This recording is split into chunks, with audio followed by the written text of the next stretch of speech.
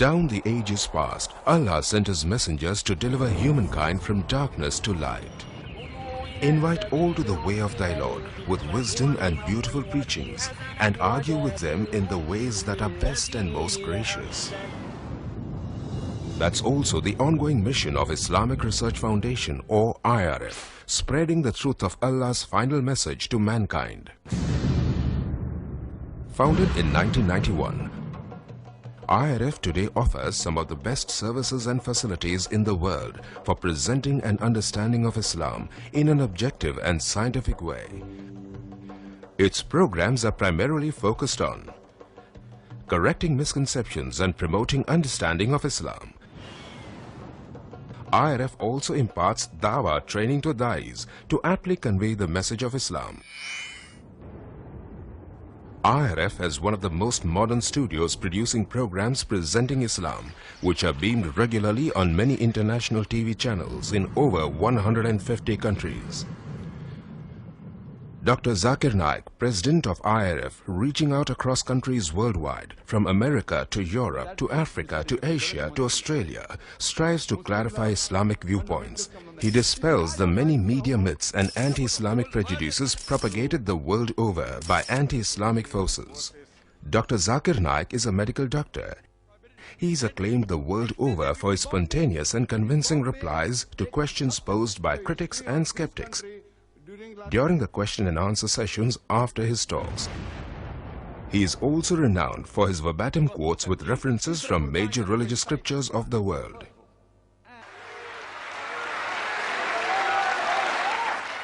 Dr. Zakir and other faculty of the IRF train many Da'is in effective Dawah techniques. IRF's website provides free Dawah training material for you to download and become an effective Da'i yourself. Dr. Zakir Naik's talks are available on audio and video, cassettes, CDs and DVDs the world over. IRF today is creating a change in the hearts and minds of millions of Muslims and non-Muslims worldwide towards a proper understanding and respect for Islam. Have a question or doubt about Islam and its teachings? Now you know one of the best resource centers to get convincing answers from is Islamic Research Foundation, 5658 Tandil Street, North Dongri, Mumbai 400009, India. Phone 2373-6875. Fax 9122-2373-0689. Email islam@irf.net. For more information, log on to our website www.irf.net.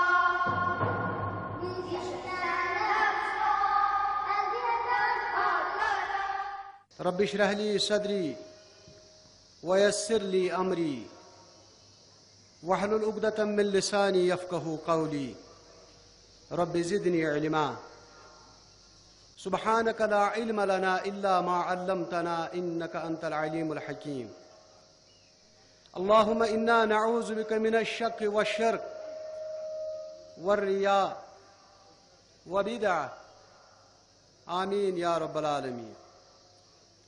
کم و بیش کورمت doctor صاحب نے your تشریف آوری برونہ اس کرو یہ بابرکت مجلس آغاز اور ڈاکٹر صاحب پنہ بچی ذکرہ she will recite few verses from the Holy Quran. Zikra, the doctor of Dr. Zakir Naik.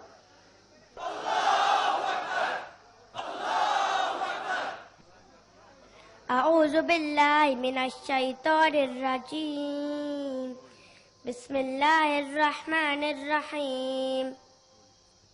والفجر وليال عشر والشفع والوتر والليل إذا يسر هل في ذلك قسم لذي حجر ألم تر كيف فعل ربك بعاد إرم ذات العماد التي لم يخلق مثلها في البلاد وثمود الذين جابوا الصخر بالواد وفرعون ذي الأوتاد الذين طغوا في البلاد فأكثروا فيها الفساد وصب عليهم ربك سوط عذاب إن ربك لبالمرصاد فأما الإنسان إذا ما ابتلاه ربه فأكرمه ونعمه فيقول ربي أكرمن وأما إذا ما ابتلاه فقدر عليه رزقه فيقول ربي أهانن كلا بل لا تكرمون اليتيم ولا تحاضون على طعام المسكين وتأكلون التراث أكلا لما وتحبون المال حبا جما كلا إذا دكت الأرض دكا دكا وجاء ربك والملك صفا صفا وجيء يومئذ بجهنم يومئذ يتذكر الإنسان وأنى له الذكرى يقول يا ليتني قدمت لحياتي فيومئذ لا يعذب عذابه أحد ولا يوثق وثاقه أحد يا أيتها النفس المطمئنة ارجعي إلى ربك راضية مرضية فادخلي في عبادي وادخلي جنتي. یہ چھ حظ بیاکھ نِچ بچی ڈاکٹر صٲبٕنۍ تہٕ یہِ وَنہِ انگریٖزۍ پٲٹھۍ پَرِ یہِ حمدِ باری تعالیٰ. Muhammad alayhi salam sat quietly in the evening. His companions asked, "O beautiful man, why do you sit here grieving?" My ummah, those who follow me, the future of their faith makes me worthy till I cry. My brothers and sisters in Islam, will they be strong and carry on after I die? The Prophet stood silently and prayed, his brow becoming wet as he cried for all his fears. Oh Allah, don't let this nation fail, as he pleaded through the night, the earth around him filled with tears. My ummah, those who follow me, the future of their faith makes me worthy till I cry.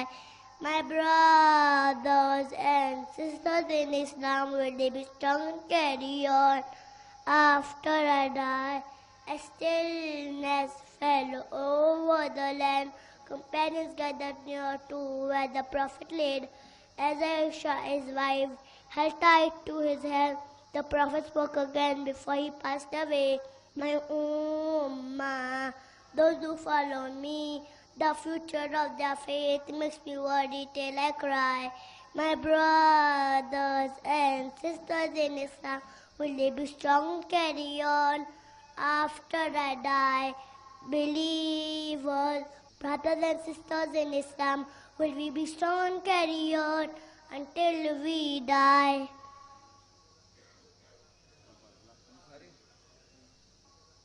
یہ چھُ حظ لڑکہٕ doctor Zakir Naik صٲبُن. He is the future Dr. Zakir Naik, inshallah. Alhamdulillah, wassalatu wassalam ala rasulillah wa ala alihi wa sahbihi ajma'in. Amma ba'd, fa'udhu billahi minash shaitanir rajim. Bismillahir rahmanir rahim. Qala rabbi shrah li sadri wa yassir li amri wahlul 'uqdatam min lisani yafqahu qawli. Respected elders and my brothers and sisters, I welcome all of you with the Islamic greetings. Assalamu alaikum wa rahmatullahi wa barakatuh. May the peace, blessing and mercy of Allah subhanahu wa ta'ala be upon all of you. The topic of my short speech is my ambition in life. When I grow up, I want to continue being a good practicing Muslim. Allah says in the glorious Quran in Surah Nahl, chapter number 16, verse number 125. Udu ila sabili rabbika bil hikmah wal maw'izatil hasanah wajadilhum billati hiya ahsan. Invite all to the way of thy Lord with wisdom and beautiful preaching, and argue with them in the ways that are best and most gracious. Allah also says in the glorious Quran in Surah Al Imran, chapter number 3, verse number 104. Let there arise out of you a band of people calling you all, enjoining what is right and forbidding what is wrong. They are the ones to attain felicity. We have in our community full-time doctors, full-time lawyers, full-time engineers. But in this verse, Allah is asking some people to be full-time da'is. Inshallah, when I grow up, I will be a da'i of Islam. A da'i is a person who conveys the message of Islam, the Deenul Haq, the religion of truth. Inshallah, I will be a mujahid. A mujahid is a person who strives and struggles in the way of Allah subhanahu wa ta'ala. Inshallah, I will be a alim, mufassir and a muhaddis. Inshallah, I will master the language of Arabic to understand the teaching of Islam better. I will memorize, comprehend and understand the word of Allah subhanahu wa ta'ala. Inshallah, I will be a hafiz of the Quran and a qari like Sheikh Sudesh and my beloved teachers. My role model is Prophet Muhammad sallallahu alaihi wasallam. I will strive hard to follow the footsteps of Prophet Muhammad sallallahu alaihi wasallam and his Sahaba, that is his companions. In the field of dawah, I would like to be like my father and further excel in it. I would like to end my talk with a Quranic verse from Surah Fusilat, chapter number 41, verse number 33. وَمَنْ أَحْسَنُ قَالًا مِّمَّنْ دَعَا إِلَى اللَّهِ وَعَمِلَ صَالِحًا قَالَ إِنَّنِي مِنَ الْمُسْلِمِينَ وَآخِرُ الدَّعْوَانَا أَنِ الْحَمْدُ لِلَّهِ رَبِّ الْعَالَمِينَ.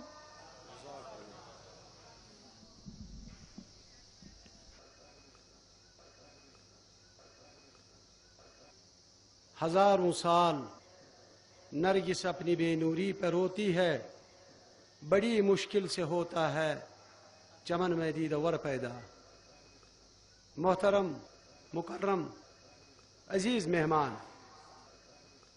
ملت اسلامیہ کے ایک عظیم سپوت ڈاکٹر ذاکر نائک صاحب، جن کو سننے کے لیے آپ تمام حضرات صبح سے ہی اس میدان میں جمے ہوئے، میں ان کے اور آپ کے درمیان قطعاً حائل نہ ہوتے ہوئے فوراً گزارش کروں گا اپنے محترم مہمان سے کہ وہ ڈائس پر تشریف لائے اور اپنی تقریر شروع کریں۔ محترم ڈاکٹر ذاکر نائک صاحب۔ الحمدللہ والصلاة والسلام علی رسول اللہ وعلی آلہ وصحبہ اجمعین، اما بعد، اعوذ باللہ من الشیطان الرجیم، بسم اللہ الرحمن الرحیم۔ وَلَقَدْ يَسَّرْنَا الْقُرْآنَ لِلذِّكْرِ فَهَلْ مِن مُدَّكِرٍ رَبِّ اشْرَحْ لِي صَدْرِي وَيَسِّرْ لِي أَمْرِي وَاحْلُلْ عُقْدَةً مِّن لِّسَانِي يَفْقَهُوا قَوْلِي۔ میرے محترم بزرگ، میرے عزیز بھائیوں، السلام علیکم ورحمۃ اللہ وبرکاتہ۔ جیسے کہ آپ سب لوگ جانتے ہوں گے، میں اکثر تقریر صرف انگریزی میں کرتا ہوں، کیونکہ مولانا شوکت احمد شاہ صاحب نے مجھ سے اصرار کیا کہ یہاں بھی تقریر اردو میں ہونی چاہیے، تو میں لبیک کہا۔ اور یہ پہلی بار ہے تاریخ کے اندر میری پوری زندگی میں کہ میں نے اتنے تقریر کہیں پہ کہ میں آدھے ڈزن سے زیادہ تقریر کشمیر میں اردو میں کر چکا ہوں۔ یہ پہلی بار ہے، کیونکہ اردو زبان پہ مجھے مہارت نہیں ہے، میری ساری تعلیم انگریزی میں ہوئی، تو جو بھی غلطیاں ہوں گے اس کے لیے معذرت چاہتا ہوں۔ آپ انشاءاللہ غلطیاں کو نظر انداز کیجیے اور تقریر کے موضوع پہ اگر زیادہ توجہ دیں گے تو انشاءاللہ شاید کچھ فائدہ ہوگا. آج کی اس تقریر کا موضوع ہے ایک سوال کی شکل میں، کیا قرآن کو سمجھ کر پڑھنا ضروری ہے؟ آج کی تقریر کا موضوع ہے کیا قرآن کو سمجھ کر پڑھنا ضروری ہے. قرآن مجید اللہ سبحانہ و تعالی کی آخری وحی اپنے آخری پیغمبر محمد صلی اللہ علیہ وسلم پہ نازل کی گئی تھی. قرآن مجید ساری دنیا میں سب سے بہترین کتاب ہے، وہ ساری انسانیت کے لیے ہدایت ہے. قرآن مجید حکمت کا فوارہ ہے، حکمت کا جھرنا ہے، اور جو لوگ نہیں مانتے ان کے لیے چیتونی ہے، ان کے لیے سختی ہے، اور جو لوگ بھٹکے ہیں ان کو سیدھی راہ دکھاتی ہے قرآن مجید. یہ قرآن شریف ایک ایشورنس ہے، جو لوگ کو ڈاؤٹ ہے ان کے لیے ایشورنس ہے، اور جو لوگ مشکلات میں ہیں ان کے لیے راحت ہے. یہ ساری خوبیاں کوئی بھی حاصل نہیں کر سکتا ہے جب تک وہ قرآن مجید کو نہیں پڑھے، قرآن مجید کو نہیں سمجھے، قرآن مجید پہ عمل نہ کرے. یہ ساری قرآن مجید کی خوبیاں ہم تبھی حاصل کر سکتے جب ہم قرآن مجید کو پڑھے، اس کو سمجھے اور اس کے اوپر عمل کرے. قرآن مجید سارے جہاں میں سب سے زیادہ پڑھی جاتی ہے، لیکن افسوس کی بات ہے کہ قرآن مجید وہی کتاب ہے جو سب سے زیادہ بنا سمجھے پڑھی جاتی ہے. یہ وہ کتاب ہے جو لوگ بنا سمجھے پڑھتے ہیں. اسی لیے ہم مسلمان اور قرآن مجید کے درمیان جو بندھن ہے، جو رشتہ ہے، وہ کمزور ہوتے جا رہا ہے. کتنی افسوس کی بات ہے کہ ایک شخص قرآن کے قریب آتا ہے، قرآن پڑھتا ہے، لیکن اس کے زندگی میں کوئی بھی تبدیلی نہیں آتی. اس کے جینے کے سٹائل میں، اس کے رہن سہن میں کوئی فرق نہیں آتا. اس کا دل ذرا بھی نہیں پگھلتا. افسوس کی بات ہے کہ کوئی قرآن مجید کے قریب آتا ہے اور اس میں کوئی تبدیلی نہیں آتی. اللہ سبحانہ و تعالی فرماتے ہیں قرآن شریف میں، سورہ آل عمران سورہ نمبر 3 آیت نمبر 110 میں، کنتم خیر امۃ اخرجت للناس. اللہ تعالیٰ مسلمانوں سے فرماتے ہیں آپ سارے جہاں میں سب سے بہترین امہ ہیں. جب بھی کوئی تعریف کی جاتی ہے، جب بھی کوئی عہدہ دیا جاتا ہے، اس کے ساتھ ذمہ داری ہونا ضروری ہے. کوئی بھی عہدے کے ساتھ ذمہ داری ہونا ضروری ہے. جب اللہ سبحانہ و تعالیٰ اس آیت میں فرماتے ہیں، ہم مسلمان سے کہتے ہیں کہ ہم خیر امہ ہیں، سارے جہاں میں سب سے بہترین امہ ہیں، ہمارے اوپر کوئی ذمہ داری نہیں ہے. اسی آیت میں اللہ سبحانہ و تعالیٰ ذمہ داری بھی کہتے.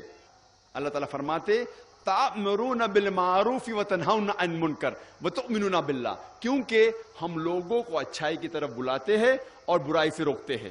اگر ہم لوگوں کو اچھائی کی طرف بلانا چاہتے ہیں اور برائی سے روکنا چاہتے ہیں تو ہمیں ضروری ہے کہ ہم قرآن مجید سمجھ کے پڑھیں. اگر ہم قرآن سمجھ کر نہیں پڑھیں گے تو لوگوں کو اچھائی کی طرف کیسے بلائیں گے اور برائی کی طرف کیسے روکیں گے؟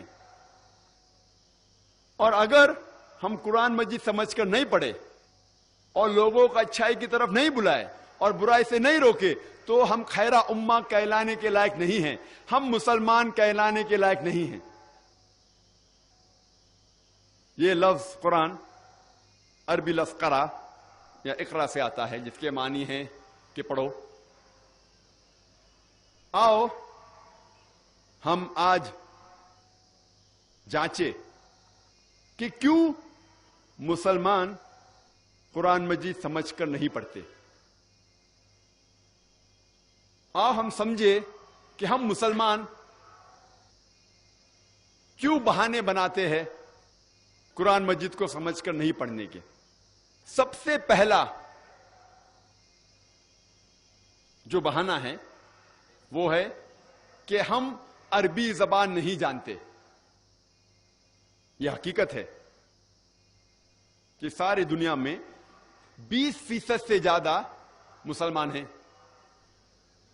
سارے دنیا میں 125 کروڑ سے زیادہ مسلمان ہیں، لیکن لگ بھگ صرف 15% مسلمان عرب ہیں جن کی مادری زبان عربی ہے، اور عرب مسلمان کے علاوہ چند مسلمان عربی زبان جانتے ہیں۔ اس کے معنی 80% سے زیادہ مسلمان عربی زبان نہیں سمجھتے۔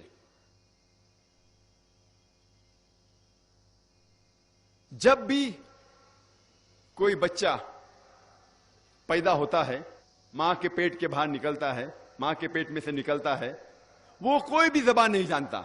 وہ سب سے پہلے اپنی مادری زبان، اپنی ماں کی زبان سیکھتا ہے تاکہ وہ گھر والوں سے گفتگو کر سکے۔ اس کے بعد وہ محلے کی زبان سیکھتا ہے تاکہ وہ محلے والے سے گفتگو کر سکے۔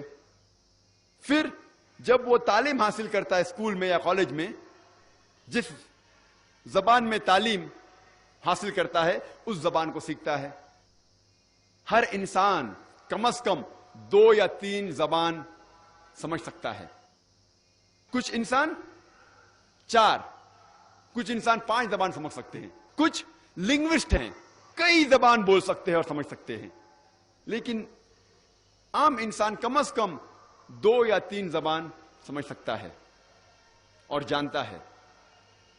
کیا ہمیں ضروری نہیں کہ ہم وہ زبان سمجھے؟ اللہ سبحانہ و تعالیٰ نے جس زبان میں آخری پیغام انسانیت کے لیے پیش کیے، کیا ہمیں ضروری نہیں کہ ہم عربی زبان جانیں؟ اور عمر کبھی بھی کوئی بھی اچھے کام کے لیے رکاوٹ نہیں ہے۔ میں آپ کو مثال پیش کرنا چاہتا ہوں ڈاکٹر مورس بکیل کی۔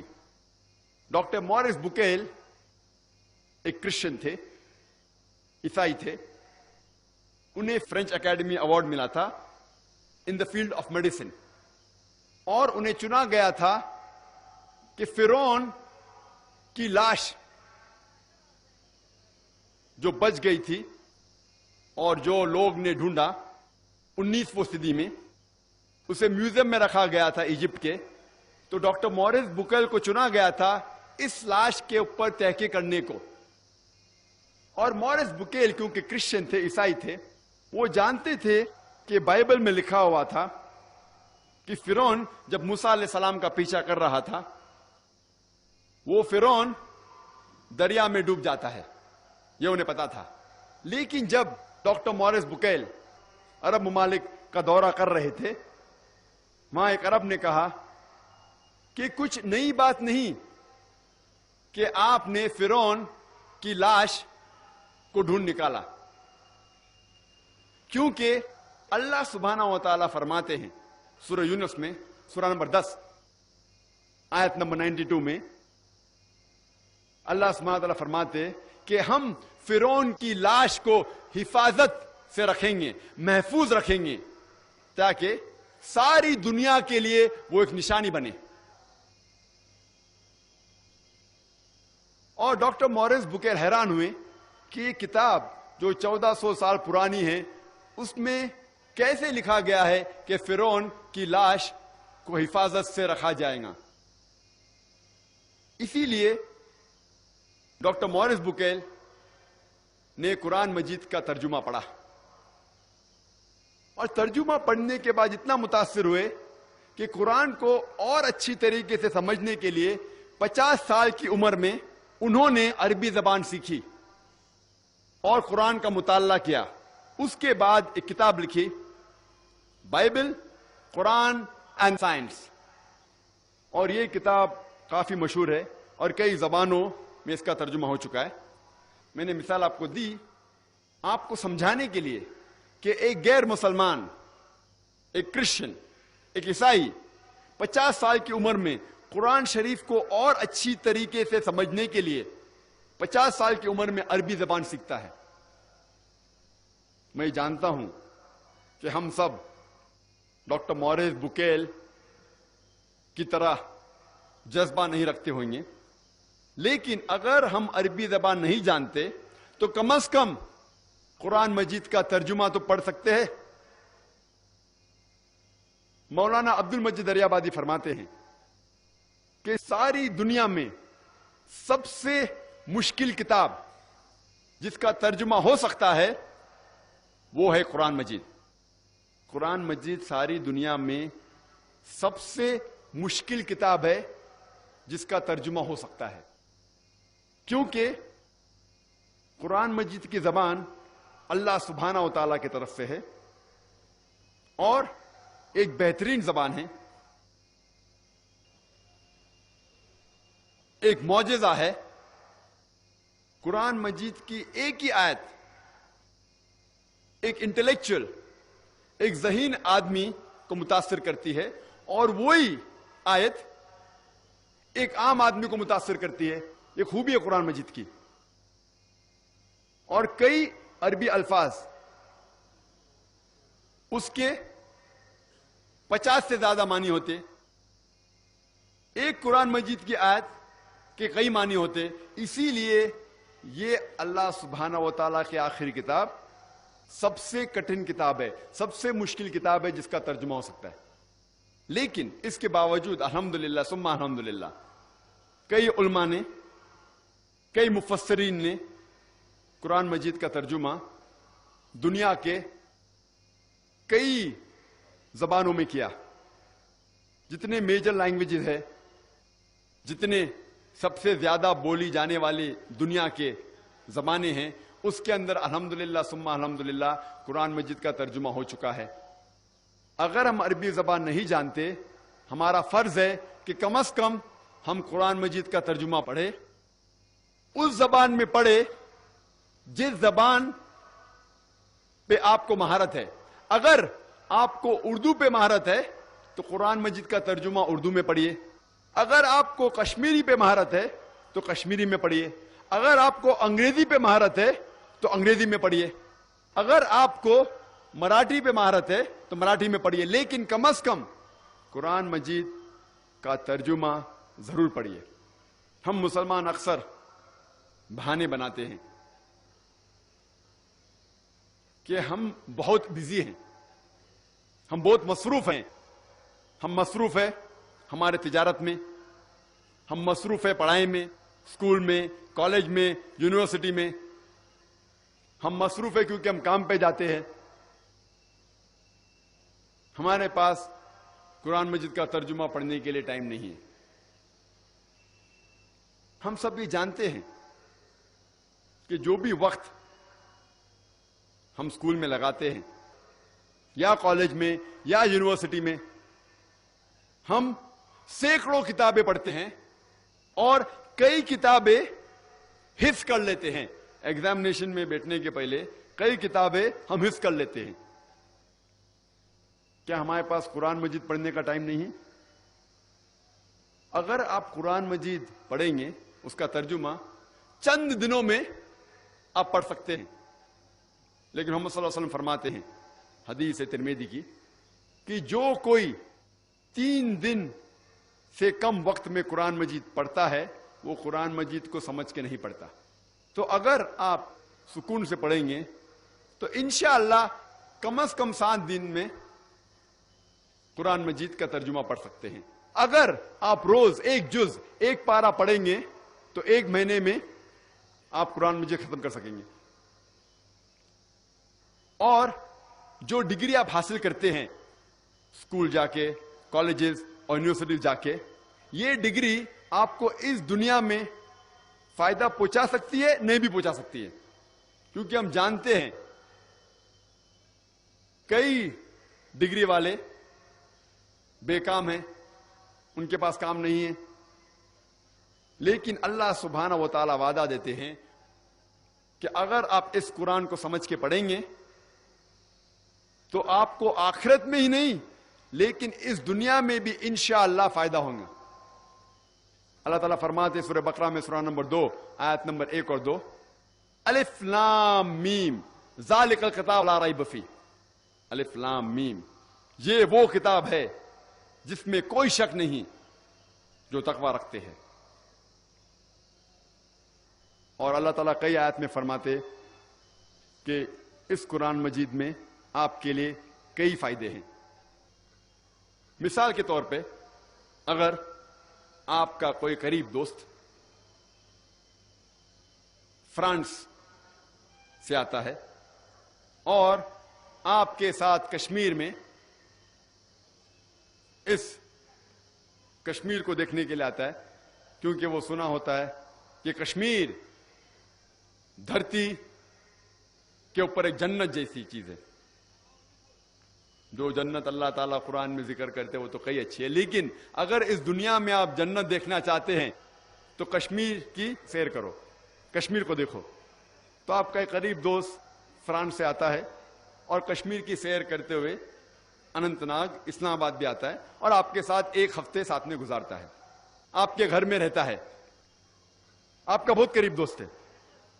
ایک ہفتے آپ کے ساتھ رہتا ہے, پھر کشمیر گھومتا ہے, پھر واپس چلے جاتا ہے. وہ دوست, اس کو فرینچ زبان پہ مہارت ہے, اردو زبان کچھ ٹوٹی پوٹی انداز سے آپ سے گفتگو کر لیتا ہے, لیکن اس کو مہارت ہے فرینچ میں.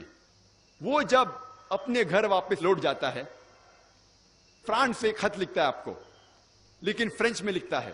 آپ جب خط کھولتے ہیں, آپ کو فرینچ نہیں پتا, تو آپ کیا کرتے ہیں؟ آپ کو جب آپ کا قریب دوست فرینچ میں خط لکھیں گا اور آپ کو اس کو پڑھنے نہیں آئے گا, آپ اس کو سمجھ نہیں سکیں گے, تو آپ کیا کریں گے؟ آپ کیا کریں گے؟ آپ کسی سے اس خط کا ترجمہ کریں گے. آپ ڈھونڈیں گے وہ شخص جو فرینچ جانتا ہے تاکہ وہ آپ کو اپنے دوست کا خط کا ترجمہ کر سکتا ہے. کیونکہ آپ جاننا چاہتے ہیں کہ آپ کے قریب دوست نے آپ کو خط میں کیا لکھا. آپ کوئی بھی حالت میں اس خط کا ترجمہ کریں گے اور جاننا چاہیں گے کہ آپ کے دوست نے آپ کو کیا لکھا. کیا آپ کا فرض نہیں ہوتا کہ آپ جاننا چاہیں گے آپ کے خالق, آپ کے رب اللہ سبحانہ و تعالی نے اپنے آخری پیغام قرآن مجید میں کیا لکھا ہے آپ کے لیے؟ آپ جب اپنے دوست کا خط ترجمہ کرنے کے لیے محنت کریں گے, کیا آپ کا فرض نہیں بنتا کہ آپ جانیں آپ کے خالق, آپ کے رب, آپ کے اللہ سبحانہ و تعالی نے آپ کے لیے کیا پیغام لکھا؟ ہمیں قرآن شریف کا ترجمہ کرنے کی ضرورت نہیں. الحمدللہ ثم الحمدللہ قرآن مجید کا ترجمہ ہو چکا ہے. آپ کو صرف ہدیہ پہ مارکیٹ میں جا کے لینا ہوگا. اور ساری جتنی اہم زبان ہیں ساری دنیا میں, الحمدللہ ان زبانوں میں قرآن مجید کا ترجمہ ہو چکا ہے.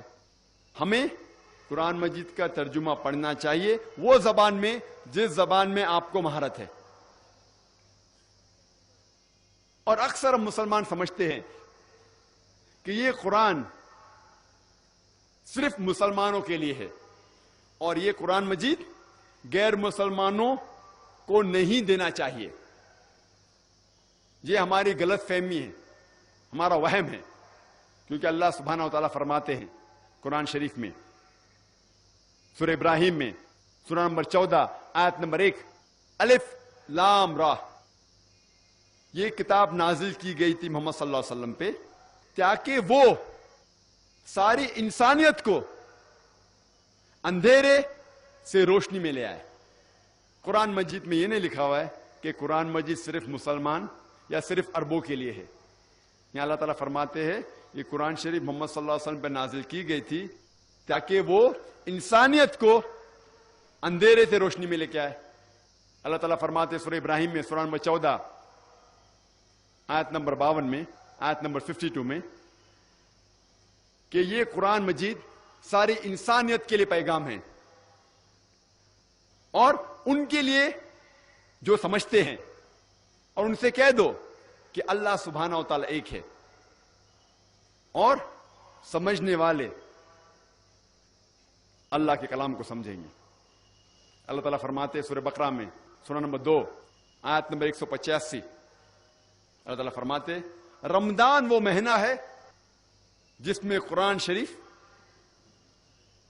نازل ہو چکا تھا اور یہ سارے انسانیت کے لیے ہدایت کی کتاب ہے تاکہ لوگ سمجھ سکے غلط کیا ہے اور صحیح کیا ہے. قرآن میں لکھا ہوا ہے کہ قرآن صرف مسلمانوں یا عربوں کے لیے ہدایت نہیں، سارے انسانیت کے لیے ہدایت ہے. اللہ تعالیٰ فرماتے ہیں سورہ الزمر میں چیپٹر نمبر 39 سورہ نمبر 39 آیت نمبر 41 میں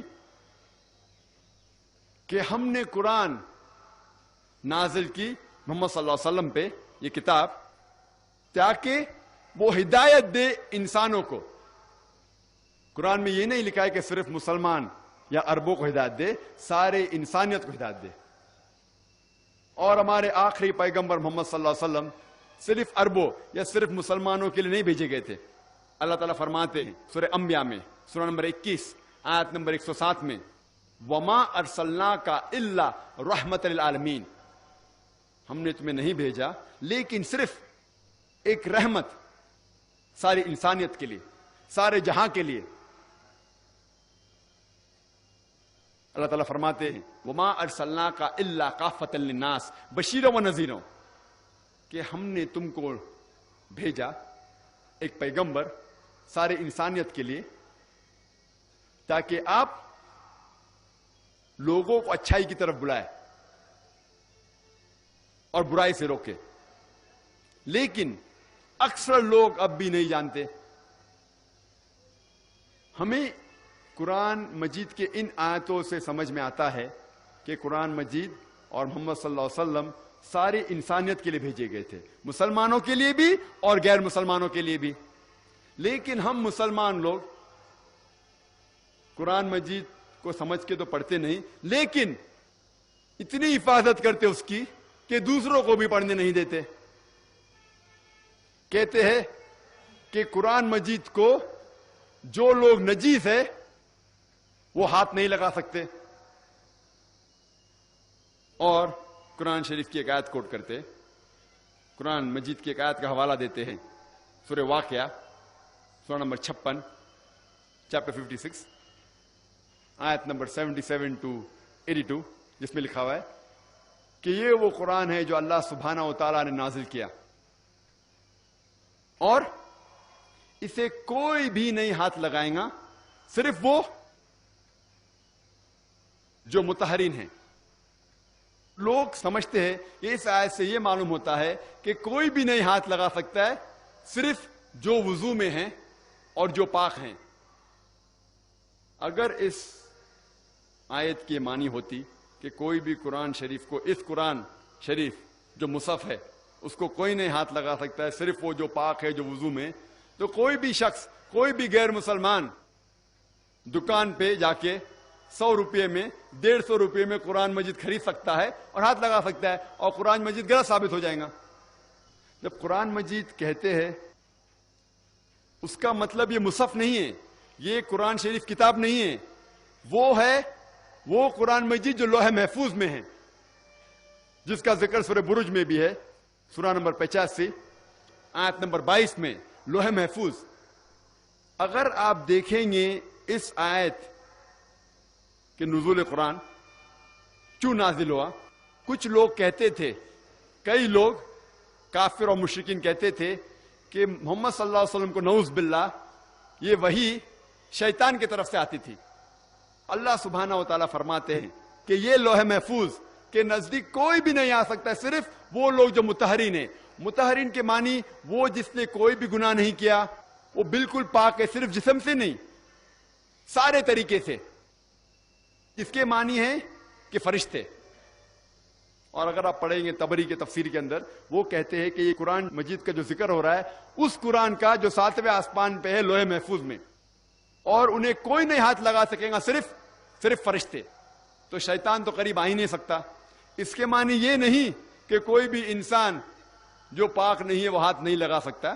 ہاں، پاک ہونا، وضو میں ہونا اچھی بات ہے، لیکن اس آیت سے یہ نہیں ثابت ہوتا ہے کہ فرض ہے. اور کچھ لوگ کہتے ہیں ہم قرآن مجید کا صرف ترجمہ دیں گے، عربی متن قرآن شریف عربی میں ساتھ ساتھ نہیں دیں گے. اگر کوئی صرف ترجمہ بھی دینا چاہتا ہے مجھے کوئی اعتراض نہیں، لیکن میں خصوصاً جب میں دیتا ہوں کوئی غیر مسلمان کو قرآن، ترجمے کے ساتھ عربی متن عربی قرآن بھی دیتا ہوں، کیونکہ ترجمے میں کوئی بھی غلطی اگر ہو، اور ترجمے تو انسان کرتے ہیں، غلطی تو کہاں نہ کہاں کریں گے ہی. اگر کوئی ترجمے میں غلطی ہوں گی تو وہ اللہ سبحانہ و تعالیٰ کی طرف سے نہیں ہے، وہ انسان کی طرف سے ہے. اسی لیے میں خود ترجمے کے ساتھ عربی بھی دینا پسند کرتا ہوں، کیونکہ مثال کے طور پہ اکثر آپ اگر پڑھیں گے سورہ لقمان کی آخری آیت، سورہ لقمان سورہ نمبر 31 آیت نمبر 34 میں ذکر کرتا ہے اللہ تعالیٰ کہ اللہ کے علاوہ کوئی بھی نہیں جانتا کہ ماں کے پیٹ کے اندر جو بچہ ہے وہ کیسا ہوگا. اگر آپ اردو ترجمہ پڑھیں گے، اکثر اردو ترجمے میں لکھا ہوا ہے کہ کوئی بھی نہیں جانتا کہ ماں کے پیٹ کے اندر جو بچے کا جنس ہے وہ لڑکا ہے کہ لڑکی ہے، کوئی نہیں جانتا، صرف اللہ تعالیٰ جانتے ہیں. اور اگر کوئی غیر مسلمان پڑھیں گا، کیا قرآن شریف میں اللہ تعالیٰ فرماتے ہیں کہ اللہ کے علاوہ کوئی بھی نہیں جانتا ماں کے پیٹ کے اندر لڑکا ہے کہ لڑکی ہے. اور اگر وہ ذرا بھی سائنس کے بارے میں جانتا ہے وہ کہیں گا یہ غلط ہے، کیونکہ آج سائنس ایڈوانس ہو چکی ہے. الٹراسونوگرافی، ایمنیوسینٹس کے ذریعے آسانی سے ہمیں پتا چل سکتا ہے کہ ماں کے پیٹ کے اندر لڑکا ہے لڑکی ہے. اگر آپ عربی پڑھیں گے اس کے اندر لفظ جنس ہے ہی نہیں، اس میں صرف یہ لکھا ہوا ہے کہ کوئی بھی نہیں جانتا، صرف کوئی بھی نہیں جانتا ماں کے پیٹ کے اندر بچہ کیسا ہوگا، صرف اللہ تعالیٰ کے علاوہ. کیسا ہوگا کے معنی وہ ماں کے پیٹ کے باہر نکلنے کے بعد اچھا ہوگا یا برا ہوگا، معاشرے کے لیے فائدے مند ہوگا یا نقصان دار، وہ آخرت میں جنت جائے گا یا جہنم جائے گا، کوئی بھی نہیں جانتا. اور سارے ڈاکٹر سارے مشین بھی اکٹھا کریں گے تو کوئی بھی یہ نہیں کہہ سکے گا کہ وہ لڑکا وہ بچہ جنت میں جائیں گا جہنم میں جائیں گا. تو اس میں غلطی ہے ترجمے کرنے والے کی. تو اسی لیے میں خصوصاً چاہتا ہوں کہ جب بھی ترجمہ دے غیر مسلمان کو تو عربی کے ساتھ دے، تو ہم کہہ سکتے ہیں کہ عربی کے اندر یہ غلطی نہیں ہے، یہ ترجمہ کرنے والے کی غلطی ہے. اور جو لوگ کہتے ہیں کہ اگر آپ عربی قرآن غیر مسلمان کو دیں گے اور آپ کو سزا ملیں گی، تو میں کہتا ہوں کوئی حرج نہیں. اگر اللہ تعالیٰ مجھے ذمہ دار ٹھہرائیں گے عربی قرآن کوئی غیر مسلمان کو دینے کے لیے، تو میں میرے آخری رسول محمد صلی اللہ علیہ وسلم کے ساتھ ہوں گا. کیونکہ محمد صلی اللہ علیہ وسلم کی سیرت سے میں یہ معلوم ہوتا ہے کہ محمد صلی اللہ علیہ وسلم نے غیر مسلمان بادشاہوں کو خط لکھوائے. صحابہ سے کہا کہ خط لکھو، اور اس خط میں قرآن کے آیت بھی لکھوائے. کئی بادشاہوں کو لکھا، یمن کے بادشاہ، مصر کے بادشاہ، ایمپر ہرکولس، کئی بادشاہوں کو لکھا کہ آپ اسلام قبول کرو. اور اس خط کے اندر صحاباؤں کے ذریعے قرآن کی آیت بھی لکھی، اور کئی بادشاہوں نے الحمدللہ اسلام قبول کیا. کئی بادشاہوں نے خط کو پھاڑ دیا اور پیر کے نیچے مسئلہ. ایسا ایک خط موجود ہے کوپٹا کی میوزیم میں، جس کے اندر اللہ کے رسول سورہ عمران سورہ نمبر 3 آیت نمبر 64 لکھواتے ہیں، جس میں ذکر ہے کل یا اہل کتاب، کہو اہل کتاب سے तालौ इला कलमतिन सवाइम बैन बैनकुम, आओ उस बात की तरफ जो आप और हम में यकसा है। सबसे पहली बात है अल्लाह नाबुद इल्लल्लाह, कि अल्लाह सुब्हाना व तआला एक है। वला नुश्रिका बिही शैयन, अल्लाह के साथ किसी को शरीक न करे। वला नुश्रिका बिही शैयन वला यत्तखिज़ बादुना बादन अरबाबन मिन दुनिल्लाह, हम आप और हम में से अल्लाह के अलावा किसी को रब न बनाएं। फ़इन तवल्लौ फ़क़ूलू अशहदू बिअन्ना मुस्लिमून, अगर वो फिर भी नहीं माने तो आप शहादत दो कि हम मुस्लिम हैं। ये कुरान मजीद की आयत सूरह अल इमरान सूरह नंबर 3 आयत नंबर 64 में हमें एक तरीका दिखाता है किस तरीके से गैर मुसलमानों से गुफ्तगू करना चाहिए, बातचीत करना चाहिए, किस तरीके से दावत देना चाहिए। अगर अल्लाह सुब्हाना व तआला मुझे जिम्मेदार ठहराएंगे तो मैं मोहम्मद सल्लल्लाहु अलैहि वसल्लम के साथ होऊंगा। और मैं आपसे एक सवाल पूछना चाहता हूं, आज दुनिया में लगभग 1.5 करोड़ अरब हैं जो क्रिश्चियन हैं, कॉप्टिक क्रिश्चियन हैं। 1.5 करोड़, 150 लाख लगभग अरब है जो क्रिश्चियन है, ईसाई हैं, जन्म से ईसाई हैं, सैकड़ों सालों से ईसाई है। मैं आपसे यह पूछना चाहता हूं, ये अरब ईसाई को आप कौन सा तर्जुमा देंगे? कुरान मजीद का कौन सा तर्जुमा देंगे? अरबी जबान तो उनकी मादरी जबान है, आप कुरान मजीद का फिर से अरबी में तर्जुमा करेंगे? आप असल नुस्खा देंगे कुरान मजीद का, असल नुस्खा देंगे अरबी में? इसीलिए मैं कहता हूं कि हमारा फर्ज है कि हम कुरान मजीद पढ़े, समझे, अमल करें और बाकी लोगों को कुरान का पैगाम फैलाए।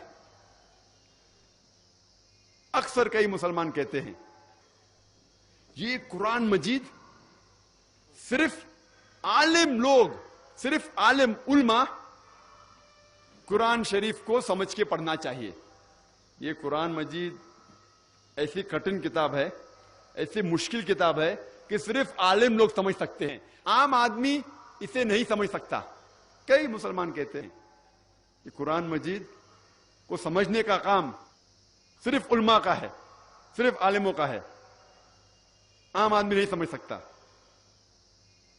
मैंने तकरीर एक कुरान मजीद की आयत से की जो कम से कम एक ही सूरे में अल्लाह सुब्हाना व तआला 4 दफा दोहराते हैं। अल्लाह ताला फरमाते सूरह कमर में, सूरह नंबर 54, सूरह नंबर 54, अल्लाह ताला फरमाते आयत नंबर 17 में, आयत नंबर 22 में, आयत नंबर 32 में और आयत नंबर 40 में, वलक़द यस्सरनल कुरान लिज़िक्रि फ़हल मिन मुद्दकिर, हमने कुरान आपके लिए आसान बनाया, आप समझ सके इसे, आप इसे याद रख सके। वलक़द यस्सरनल कुरान लिज़िक्रि फ़हल मिन मुद्दकिर, हमने ये कुरान मजीद आपको समझने के लिए आसान बनाया। आप में से कौन शख्स इसकी बात नहीं मानेंगे? जब अल्लाह सुब्हाना व तआला कई आयतों में फरमाते हैं कि हमने कुरान आपको समझने के लिए आसान बनाया, आप अल्लाह ताला की बात मानेंगे या वो मुसलमान की जो कहते सिर्फ उल्मा के लिए है? और अल्लाह सुब्हाना व तआला कई आयत में फरमाते हैं, सूरह बकरा में भी, लअल्लकुम ताकिलून, फिर आप नहीं समझोगे? यानी अल्लाह ताला चाहता है कि आप कुरान मजीद समझ के पढ़ो, लेकिन अल्लाह सुब्हाना व तआला इसके साथ में यह भी फरमाते हैं सूरह नहल में, सूरह नंबर 16 आयत नंबर 43 में, और सूरह अंबिया सूरह नंबर 21 आयत नंबर 7 में अल्लाह ताला फरमाते फस्अलू अहल ज़िक्रि इन कुंतुम ला तालमून, अगर आप नहीं कुछ चीज को समझते हैं तो उनसे पूछिए जिसके पास इल्म है। अगर आप कुरान मजीद का तर्जुमा पढ़ रहे हैं और चंद आयत आपको नहीं समझ में आती तो अल्लाह ताला फरमाते हैं फस्अलू अहल ज़िक्रि इन कुंतुम ला तालमून, अगर आपको नहीं समझ में आता है तो उनसे पूछिए जिनके पास इल्म है। अगर आप कुरान मजीद की आयत पढ़ते हैं जिसके अंदर साइंस का जिक्र है, आप किससे पूछेंगे? आप अगर कुरान मजीद की आयत पढ़ते हैं जिसमें जिक्र है साइंस के बारे में, آپ کس سے پوچھیں گے؟ حجام سے پوچھیں گے؟ موچی سے پوچھیں گے؟ آپ پوچھیں گے سائنٹسٹ سے، کیونکہ سائنٹسٹ سائنس کے میدان میں عالم ہے. اگر قرآن مجید کوئی بیماری کے بارے میں ذکر کر رہا ہے تو آپ کس سے پوچھیں گے؟ آپ ڈاکٹر سے پوچھیں گے، کیونکہ ڈاکٹر میڈیسن کے فیلڈ میں، بیماری کے میدان میں ماہر ہے. اگر آپ جاننا چاہتے نزول قرآن یہ آیت کب نازل ہوئی تو آپ پوچھیں گے اس عالم سے جو دارالعلوم میں 7 سال یا 14 سال پڑھا ہوا ہے. تو قرآن شریف میں یہ ذکر آتا ہے کہ ان سے پوچھئے جو اس میدان کا عالم ہے. اگر آپ قرآن شریف پڑھتے ہیں، آپ کچھ سمجھ میں نہیں آتا ہے تو ان سے پوچھئے جس کے پاس اس کے بارے میں علم ہے. میں آپ کو ایک مثال دینا چاہتا ہوں. کچھ 20 سال پہلے کچھ عرب تھے جو قرآن مجید میں جتنی بھی آیت ہے جو ایمبریولوجی کے بارے میں ذکر کر رہی ہے. ایمبریولوجی کا مطلب کہ ماں کے پیٹ کے اندر کیسا بچہ بڑا ہوتا ہے اسے کہتے ہیں انگریزی میں ایمبریولوجی. تو جتنی بھی آیت کے اندر ذکر ہوتا ہے ماں کے پیٹ کے اندر کس طریقے سے بچہ بڑا ہوتا ہے اسے کہتے ہیں ایمبریولوجی. اس کی ساری آیتوں کا ترجمہ لے کے وہ جاتے پروفیسر کیت مور کے پاس. اور اس وقت کیت مور ساری دنیا کے سب سے ماہر ایمبریولوجسٹ تھے. وہ head of the department of anatomy in the university of Toronto Canada کے تھے. وہ غیر مسلمان تھے، عیسائی تھے، لیکن اللہ تعالیٰ فرماتا ہے ان سے پوچھے جو ماہر ہے، بھلے مسلمان ہے غیر مسلمان ہے.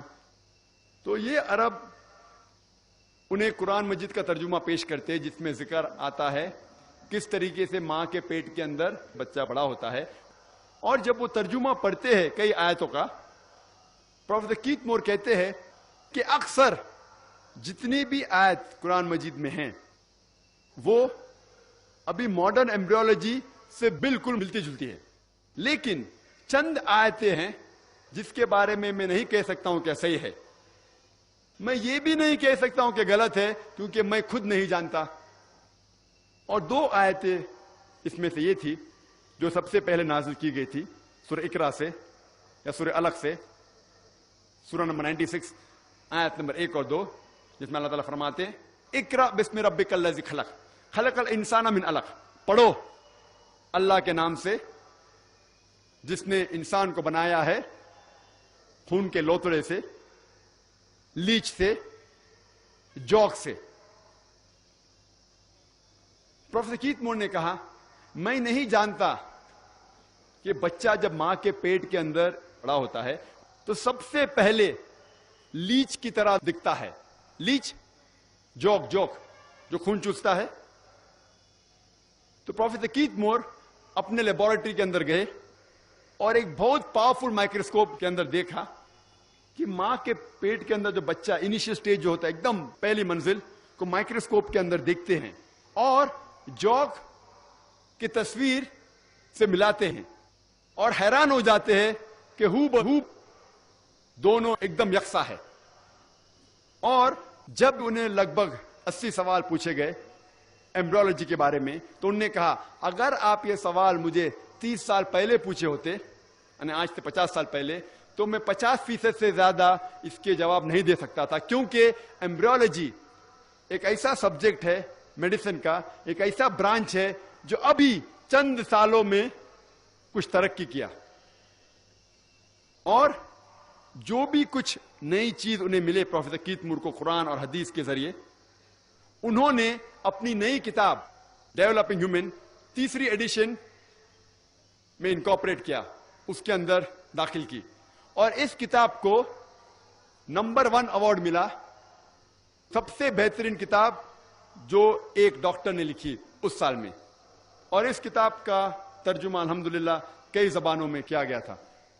اور پروفیسر کیت مور نے کہا مجھے کوئی اعتراض نہیں یہ ماننے کے لیے کہ قرآن مجید خدا کی کتاب ہے، اور مجھے کوئی اعتراض نہیں یہ ماننے کو کہ محمد صلی اللہ علیہ وسلم اس خدا کے آخری پیغمبر ہے. اس مثال سے ہمیں یہ معلوم ہوتا ہے کہ جب بھی آپ کو نہیں پتا ان سے پوچھئے جو اس فیلڈ, اس میدان کا ماہر ہے. جب بھی آپ کوئی مشینری خریدتے ہیں تو اس کے ساتھ آتا ہے انسٹرکشن مینیول, کس طریقے سے مشین کو استعمال کرنا چاہیے. جب ہم ٹیپ ریکارڈر خریدتے ہیں, ہم ویڈیو کیسٹ ریکارڈر خریدتے ہیں, ہم کمپیوٹر خریدتے ہیں, اس کے ساتھ آتا ہے انسٹرکشن مینیول, کس طریقے سے مشین کو استعمال کیا جانا چاہیے. مثال کے طور پر اگر وی سی آر خریدتے تو اس میں لکھا رہتا ہے کہ ویڈیو کیسٹ پلے کرنے کے لیے کیسٹ ڈالو اور پلے کا بٹن دباؤ, روکنے کے لیے اسٹاپ کا بٹن دباؤ, فاسٹ فارورڈ کے لیے F5 بٹن دباؤ. ایک انسٹرکشن مینیول ساتھ میں آتی ہے. اگر آپ مجھے اجازت دیں گے کہ انسان کو مشین کہنے کے لیے ہمیں یہ ماننا پڑے گا کہ سب سے کٹھن, سب سے مشکل مشین انسان ہے, سب سے پیچیدہ مشین انسان ہے. کیا اس مشین کے لیے کوئی انسٹرکشن مینیول کی ضرورت نہیں, کوئی کتاب کی ضرورت نہیں؟ اس مشین کی کتاب ہے اللہ کا آخری کلام قرآن مجید. اس قرآن مجید میں لکھا ہوا ہے کس طریقے سے اس مشین کی حفاظت کرنا چاہیے, کس طریقے سے اس مشین کو چلانا چاہیے, اس مشین کے لیے کیا کیا فائدے ہیں. ہر مشین کے ساتھ ایک کتاب آتی ہے. اس مشین انسان کی کتاب ہے اللہ کا آخری کلام قرآن. اور جب بھی آپ کوئی مشین خریدتے ہیں, اگر آپ جاپنیز مشین خریدتے ہیں اور جاپنیز کیٹلاگ آئیں گا, آپ پڑھ نہیں سکتے, آپ کیا کرتے, آپ بولتے دکان والے سے ہمیں ہندی کیٹلاگ دیجئے, اردو کیٹلاگ دیجئے تو کہ ہم سمجھ سکے. بھلے میں جاپنیز مشین استعمال کرتا ہوں لیکن میں انگریزی کیٹلاگ لیتا ہوں ساتھ میں, کیونکہ میں جاپنیز نہیں سمجھتا ہوں. تو اگر آپ عربی قرآن مجید نہیں سمجھ سکتے تو کم از کم اس قرآن مجید کا ترجمہ پڑھو اور سمجھو اور اس مشین کو صحیح طریقے سے استعمال کرو. میں ایک مثال پیش کرنا چاہتا ہوں آپ سے, ایک چٹکلا, ایک لطیفہ. جب موٹر کار ہندوستان میں سب سے پہلی بار آئی تھی تو لوگوں کو موٹر گاڑی چلانے نہیں آتا تھا, تو کمپنی کیا کرتی تھی, موٹر گاڑی کے ساتھ ڈرائیور بھی دیتی تھی. لوگ کو گاڑی چلانے نہیں آتا ہے, خرید کے کیا کریں گی, تو کمپنی موٹر گاڑی کے ساتھ ڈرائیور بھی دیتی تھی. تو ایک حیدرآباد کے نواب بہت امیر ایک بار ایک موٹر گاڑی خریدتے ہیں, تو اس کے ساتھ میں کمپنی ان کو ڈرائیور بھی دیتی ہے. تو ایک صبح نواب صاحب اٹھتے ہیں اور ڈرائیور سے کہتے ہیں, ڈرائیور موٹر گاڑی تیار کرو, مجھے میری بیگم صاحبہ کو شاپنگ کے لیے لے کے جانے کا, شاپنگ کے لیے. تو ڈرائیور کہتا ہے, نواب صاحب گاڑی خراب ہو گئی. نواب صاحب تیش میں آ کے کہتے, گاڑی کوئی بھی حالت میں فوراً تیار کرو, مجھے میری بیگم صاحبہ کو شاپنگ کے لیے لے کے جانے کا ہے. تو ڈرائیور نواب صاحب سے کہتا ہے کہ گاڑی کو صحیح کرنے کے لیے مجھے ضرورت ہے 10 کلو گھی کی, اصل گھی, 20 کلو شہد, 30 لیٹر دودھ اور 40 کلو چاول, وہ بھی باسمتی چاول. تو نواب صاحب 10 کلو اصل گھی دیتے ہیں, 20 کلو شہد دیتے ہیں, 30 لیٹر دودھ دیتے ہیں اور 40 کلو چاول باسمتی چاول دیتے ہیں. وہ ڈرائیور سب چیز لیتا ہے, اپنی بیگم صاحبہ کو دے دیتا ہے اور 15 منٹ میں گاڑی پھر سے اچھی ہو جاتی ہے. میں آپ سے یہ پوچھنا چاہتا ہوں, آج کی تاریخ میں اگر آپ کا ڈرائیور کہے گا کہ مجھے گاڑی صحیح کرنے کے لیے 10 کلو گھی چاہیے, 20 کلو شہد چاہیے, 30 لیٹر دودھ چاہیے, 40 کلو باسمتی چاول چاہیے, تو اب کیا کریں گے, کیا کریں گے, کیا کریں گے؟ ہاں, نہیں دیں گے. کیا کریں گے؟ ماریں گے. کوئی کہتا ہے نہیں دیں گے, کوئی کیا پیٹیں گے, کوئی کیا لات مار کے بھگا دیں گے. کیوں؟ بھلے ہم گاڑی ریپیئر کرنا نہیں جانتے لیکن کم از کم اتنا تو جانتے کہ گاڑی دودھ سے نہیں چلتی, چاول سے نہیں چلتی, گاڑی شہد سے نہیں چلتی. ہم بھلے میکینک نہیں ہیں لیکن ہمارے پاس گاڑی کا کم از کم اتنا علم تو ہے کہ وہ چاول سے نہیں چلتی, دودھ سے نہیں چلتی, شہد سے نہیں چلتی, گھی سے نہیں چلتی. اسی طریقے سے اگر ہر مسلمان قرآن کو کم از کم سمجھ کے پڑھے, بھلے ہم عالم نہیں ہیں, تو کوئی بھی مولانا, کوئی بھی عالم آپ کو گھمائے گا نہیں. آج کے ماحول میں آپ دیکھتے مسلمان فرقوں میں بٹے ہوئے, یہ عالم وہ کہتا ہے, یہ عالم یہ کہتا ہے, یہ عالم وہ کہتا ہے, یہ مولانا یہ کہتا ہے. اگر ہم مسلمان قرآن مجید کو سمجھ کے پڑھے تو کوئی بھی مولانا آپ کو घुमाएगा नहीं, कोई भी मौलाना आपको गुमराह नहीं करेगा। ये आज मुसलमानों की हालत जो है, सब जगह मुसलमान पीटे जा रहे हैं क्योंकि हम कुरान मजीद समझ के नहीं पढ़ते। अगर हम कुरान मजीद समझ के पढ़े और इकट्ठा होंगे तो इंशाअल्लाह हम मुसलमानों के बीच कोई फिरका नहीं होगा। अल्लाह ताला फरमाते सूरह इमरान में सूरह नंबर 3 आयत नंबर 103 में, वातसीमू बिहब्लिल्लाहि जमीअन वला तफर्रकू, आप अल्लाह की रस्सी को मजबूती से पकड़िए और आपस में फिरके मत बनाइए। अल्लाह की रस्सी क्या है? कुरान मजीद। अल्लाह की रस्सी है कुरान मजीद और मोहम्मद सल्लल्लाहु अलैहि वसल्लम की सही हदीस।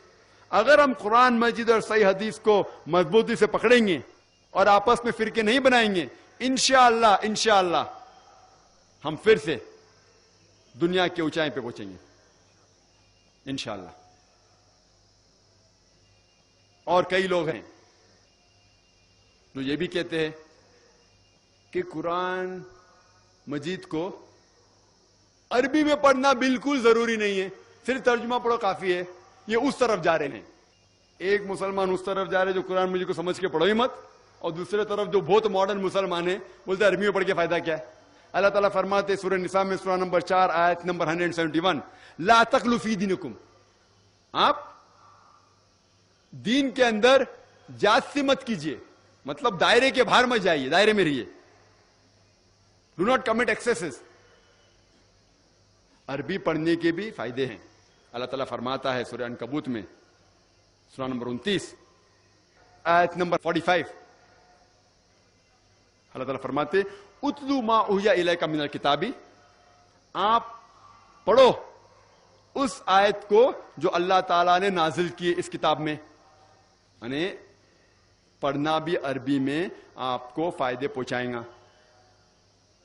अल्लाह के नबी मोहम्मद सल्लल्लाहु अलैहि वसल्लम फरमाते हैं, हदीस तिरमिज़ी की हदीस नंबर 1003, जहां अल्लाह के रसूल फरमाते हैं कि जो कोई एक हुरुफ कुरान शरीफ का पढ़ता है उसे 10 सवाब है। अल्लाह एक हुरुफ नहीं, अलिफ एक हुरुफ है, लाम एक हुरुफ है, हाँ एक हुरुफ है। अगर आप अल्लाह कहेंगे तो आपको 10 30 सवाब मिलेगा।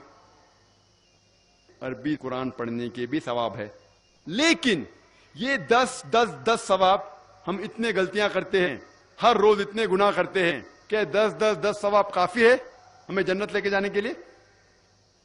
ये 10 सवाब काफी है? हमें और सवाब चाहिए। अगर आप कुरान शरीफ पढ़ेंगे और समझेंगे और अमल करेंगे तो सैकड़ों गुना ज्यादा सवाब मिलेंगे आपको। हदीस में आता है इब्न माजा की चैप्टर नंबर 16 हदीस नंबर 219, जो अल्लाह के रसूल कहते हैं, या अबू दर, तुम अगर एक आयत को समझोगे वो 100 रकात नफिल से बेहतर है। अल्लाह के रसूल फरमाते, या अबू दर, तुम अगर एक कुरान की आयत को समझोगे वो 100 रकात सलाह, नवाफिल सलाह से बेहतर है। और एक रकात में कम से कम सूरह फातिहा तो पढ़ना चाहिए आपको, कम से कम 7 आयतें हैं। 100 रकात में कम से कम 700 आयतें हैं। तो अल्लाह के रसूल फरमाते, एक आयत को समझ के पढ़ना, समझना 700 आयत की तिलावत करने से बेहतर है। अने समझना 700 गुना सिर्फ तिलावत से बेहतर है। अल्लाह के रसूल फरमाते इब्न माजा में, और ये सही हदीस है। हम लोग से पूछते हैं कुरान शरीफ क्यों नाजिल किया गया? तो लोग कहते जब ओपनिंग सेरेमनी होती ना, ओपनिंग सेरेमनी ऑफिस की, तो कुरान शरीफ पढ़ने का। जब घर का इफ्तिताह होते तो कुरान शरीफ पढ़ने का। जब कोई मर गया तो कुरान खानी करते। तो कुरान शरीफ नाजिल किया गया था कुरान खानी के लिए। और लोग करते खत्म कुरान, खत्म कुरान 1 2 3 खत्म कुरान के रमजान में 3 बार 4 बार 10 बार। अल्हम्दुलिल्लाह आपको सवाब मिलेगा, इंशाअल्लाह मिलेगा। लेकिन अगर आप रमजान में 2 बार खत्म कुरान करते हैं, میری یہ رائے رہے گی کہ ایک بار عربی میں پڑھو اور ایک بار ترجمہ پڑھو, وہ بہتر ہے. کم از کم سمجھ میں تو آئیں گا آپ کو. اور اگر آپ چاہتے کہ اوپننگ سرمنی میں قرآن خوانی ہو یا افتتاح ہو گھر کا تو قرآن خوانی ہو, کوئی مر جاتا قرآن خوانی. میں کوئی قرآن کی آیت میں صحیح حدیث میں نہیں جانتا ہوں کہ محمد صلی اللہ علیہ وسلم یا صحابہ کوئی مر جاتا تو قرآن پڑھتے تھے یا کوئی افتتاح کے لیے قرآن پڑھتے تھے. اگر آپ کو قرآن پڑھنے کا ہی ہے تو میں یہ کہتا ہوں کہ آپ قرآن اگر پڑھتے ہیں 100 مائل کی سپیڈ کے اوپر, 30 لوگ کو بلاتے اور 1 گھنٹے میں ختم کرتے, تو میں کہتا ہوں کہ 2 گھنٹے کے لیے بلاؤ, عربی بھی پڑھو ترجمہ بھی پڑھو. نہیں تو 30 کے بدلے 60 لوگ کو بلاؤ. ایک آدمی اگر 1 پارا پڑھتا ہے تو ایک آدمی کو بولا آدھا پارا پڑھو عربی میں اور آدھا پارا ترجمہ پڑھو. کم از کم وہ قرآن تو پڑھنا حدیث میں لکھا نہیں, لیکن کم از کم اگر آپ ترجمہ پڑھیں گے تو آپ کو علم تو حاصل ہوگا اور انشاءاللہ کچھ چیز کے اوپر عمل تو کریں گے. تو قرآن کو سمجھ کے پڑھنا بہت ضروری ہے, بہت ضروری ہے.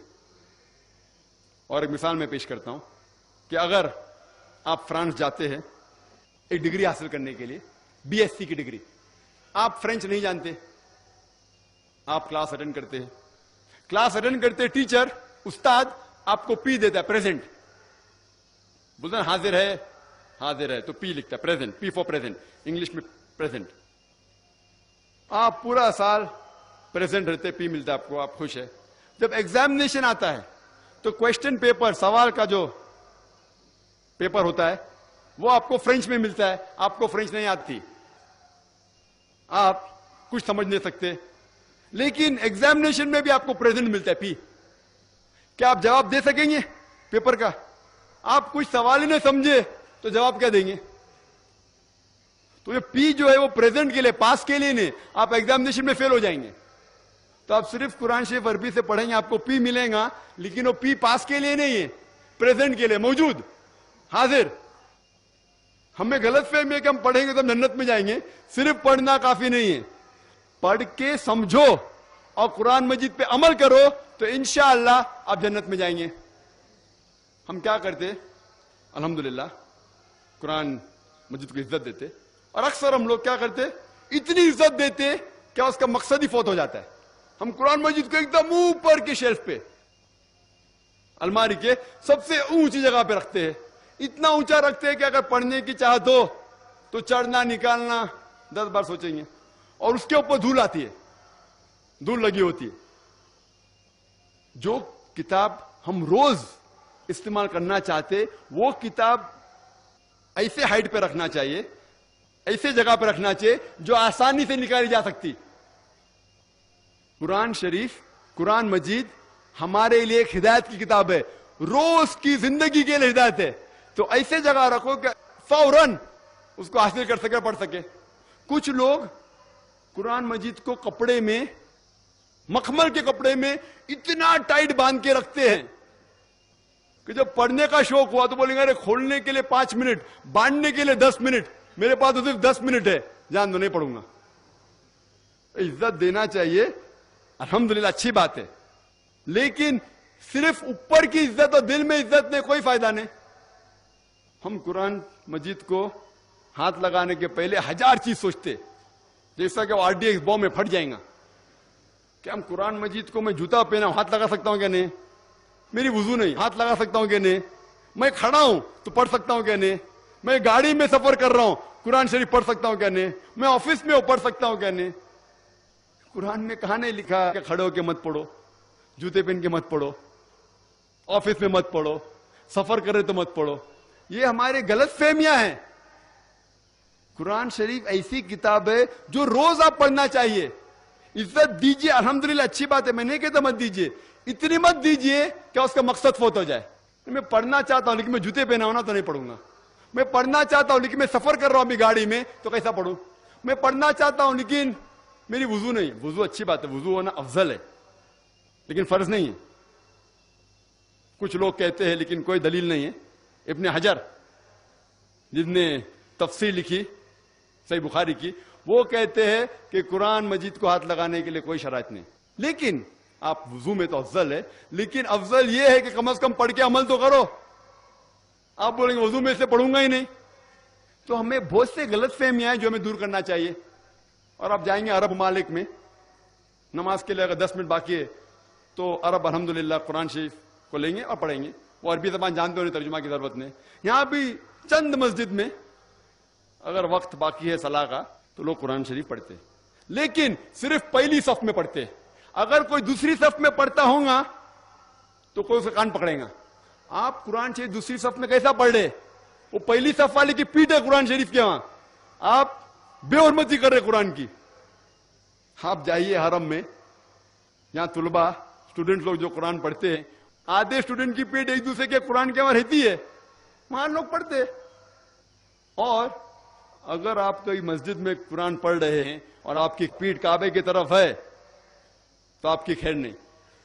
کعبے کی طرف پیٹ کرتے ہوئے قرآن مجید پڑھ رہے, کدھر بھی قرآن حدیث میں نہیں لکھا کعبے کی طرف پیٹ کر کے پڑھنا حرام ہے. آپ جائیں گے حرم میں تو جو لوگ پڑھتے ہیں, استاد کعبے کو فیس کرتا ہے, کعبے کی طرف منہ ہے, اور سب طلباء کی پیٹ کعبے کی طرف ہے. کدھر لکھا ہوا ہے؟ یہ ہمارے غلط فہمیاں ہیں جو ہمیں دور کرنا چاہیے. قرآن مجید کو ایسی کتاب بنانا چاہیے جو ہر روز ہمیں ہدایت دے, ہر روز اس کا مطالعہ کرنا چاہیے. ہم اتنی عزت دیتے, دیجئے, مہینے کے تو مت دیجئے, وہ اتنی مت دیجئے کہ اس کا مقصد ہی فوت ہو جائے. اور ایک چٹکلا اور ایک پیش کرنا چاہتا ہوں. ایک ہندوستان کے بہت مشہور قاری سعودی عربیہ گئے تھے اور مغرب کا وقت ہو چکا تھا, اذان ہو چکی تھی مغرب کی. تو وہاں کے عرب لوگ نے بولا ہندوستان کے قاری ماشاءاللہ اتنے اچھے, انہیں کہا کہ آپ امامت کرو. تو ہندوستان کے قاری امامت کے, مغرب کی صلاح اچھی قرات پڑی, الحمدللہ مغرب کی صلاح ہو گئی. ایک عرب قاری صاحب کو دیکھ کے مسکرایا. تو قاری صاحب نے ان سے پوچھا کیا آپ کو میری قرات پسند نہیں آئی؟ تو عرب نے کہا آپ کی قرات تو ماشاءاللہ بہت اچھی تھی, لیکن میں سوچ رہا تھا کہ مغرب صلاح میں آپ نے یوسف علیہ السلام کو کنویں میں ڈالا, لیکن صلاح کے پہلے باہر کیوں نہیں نکالا؟ جو لوگ قرآن شریف ترجمے سے پڑھ چکے وہ جانیں گے کہ کیا چٹکلا ہے. سورہ یوسف میں لکھا ہے, آپ جانتے ہیں کہ سورہ یوسف کے اندر یوسف علیہ السلام کے بھائی انہیں کنویں میں ڈالتے ہیں اور ایک کارواں آتا ہے اور اسے کنویں کے باہر نکالتا ہے. یہ سارا ذکر قرآن شریف میں سورہ یوسف میں. تو قاری صاحب نے سورہ یوسف کی تلاوت کی ہے, یوسف علیہ السلام کو کنویں میں ڈالے, لیکن صلاح ختم ہونے کے پہلے کم از کم باہر تو نکال لینا تھا. کنویں میں ڈالتے لیکن باہر نکال لینا, صلاح ختم ہو گئی. اس کا مطلب یہ کہ قاری صاحب تلاوت تو اچھی کی, لیکن کیا قرآن شریف کی معنی وہ سمجھے نہیں, تو کنویں میں ڈالے لیکن باہر نہیں نکالے یوسف علیہ السلام کو. یہ چٹکلا ہے. تو ہمیں قرآن مجید کی عزت کرنا چاہیے, لیکن سب سے بڑی عزت ہے دل میں, اور اس کو سمجھ کے پڑھے اور قرآن مجید کے اوپر عمل کرے. اور اللہ تعالیٰ فرماتے ہیں قرآن شریف میں سورہ محمد میں سورہ نمبر 47 آیت نمبر 24 میں, آپ کیا قرآن کو نہیں سمجھتے؟ کیا آپ کا دل اتنا سخت ہے, آپ کے دل پہ تالے لگ گئے؟ اللہ تعالیٰ فرماتے ہیں کہ آپ قرآن کو نہیں سمجھتے, آپ کے دل پہ کیا تالے لگ گئے؟ اللہ تعالیٰ فرماتے ہیں سورہ بقرہ میں سورہ نمبر 2 آیت نمبر 159 میں کہ اللہ سبحانہ و تعالی جب اپنی آیتیں نازل کرتے ہیں اور عام کرتے ہیں, اور آپ اگر ان آیتوں کو لوگوں سے چھپاتے ہیں تو اللہ تعالیٰ کی لعنت ہے. اللہ تعالیٰ فرماتے ہیں سورہ فرقان میں سورہ نمبر 25 آیت نمبر 30 میں, محمد صلی اللہ علیہ وسلم فرماتے ہیں اللہ تعالیٰ سے کہ یا اللہ یہ میری امہ ہے جس نے قرآن کے ساتھ کھلواڑ کیا.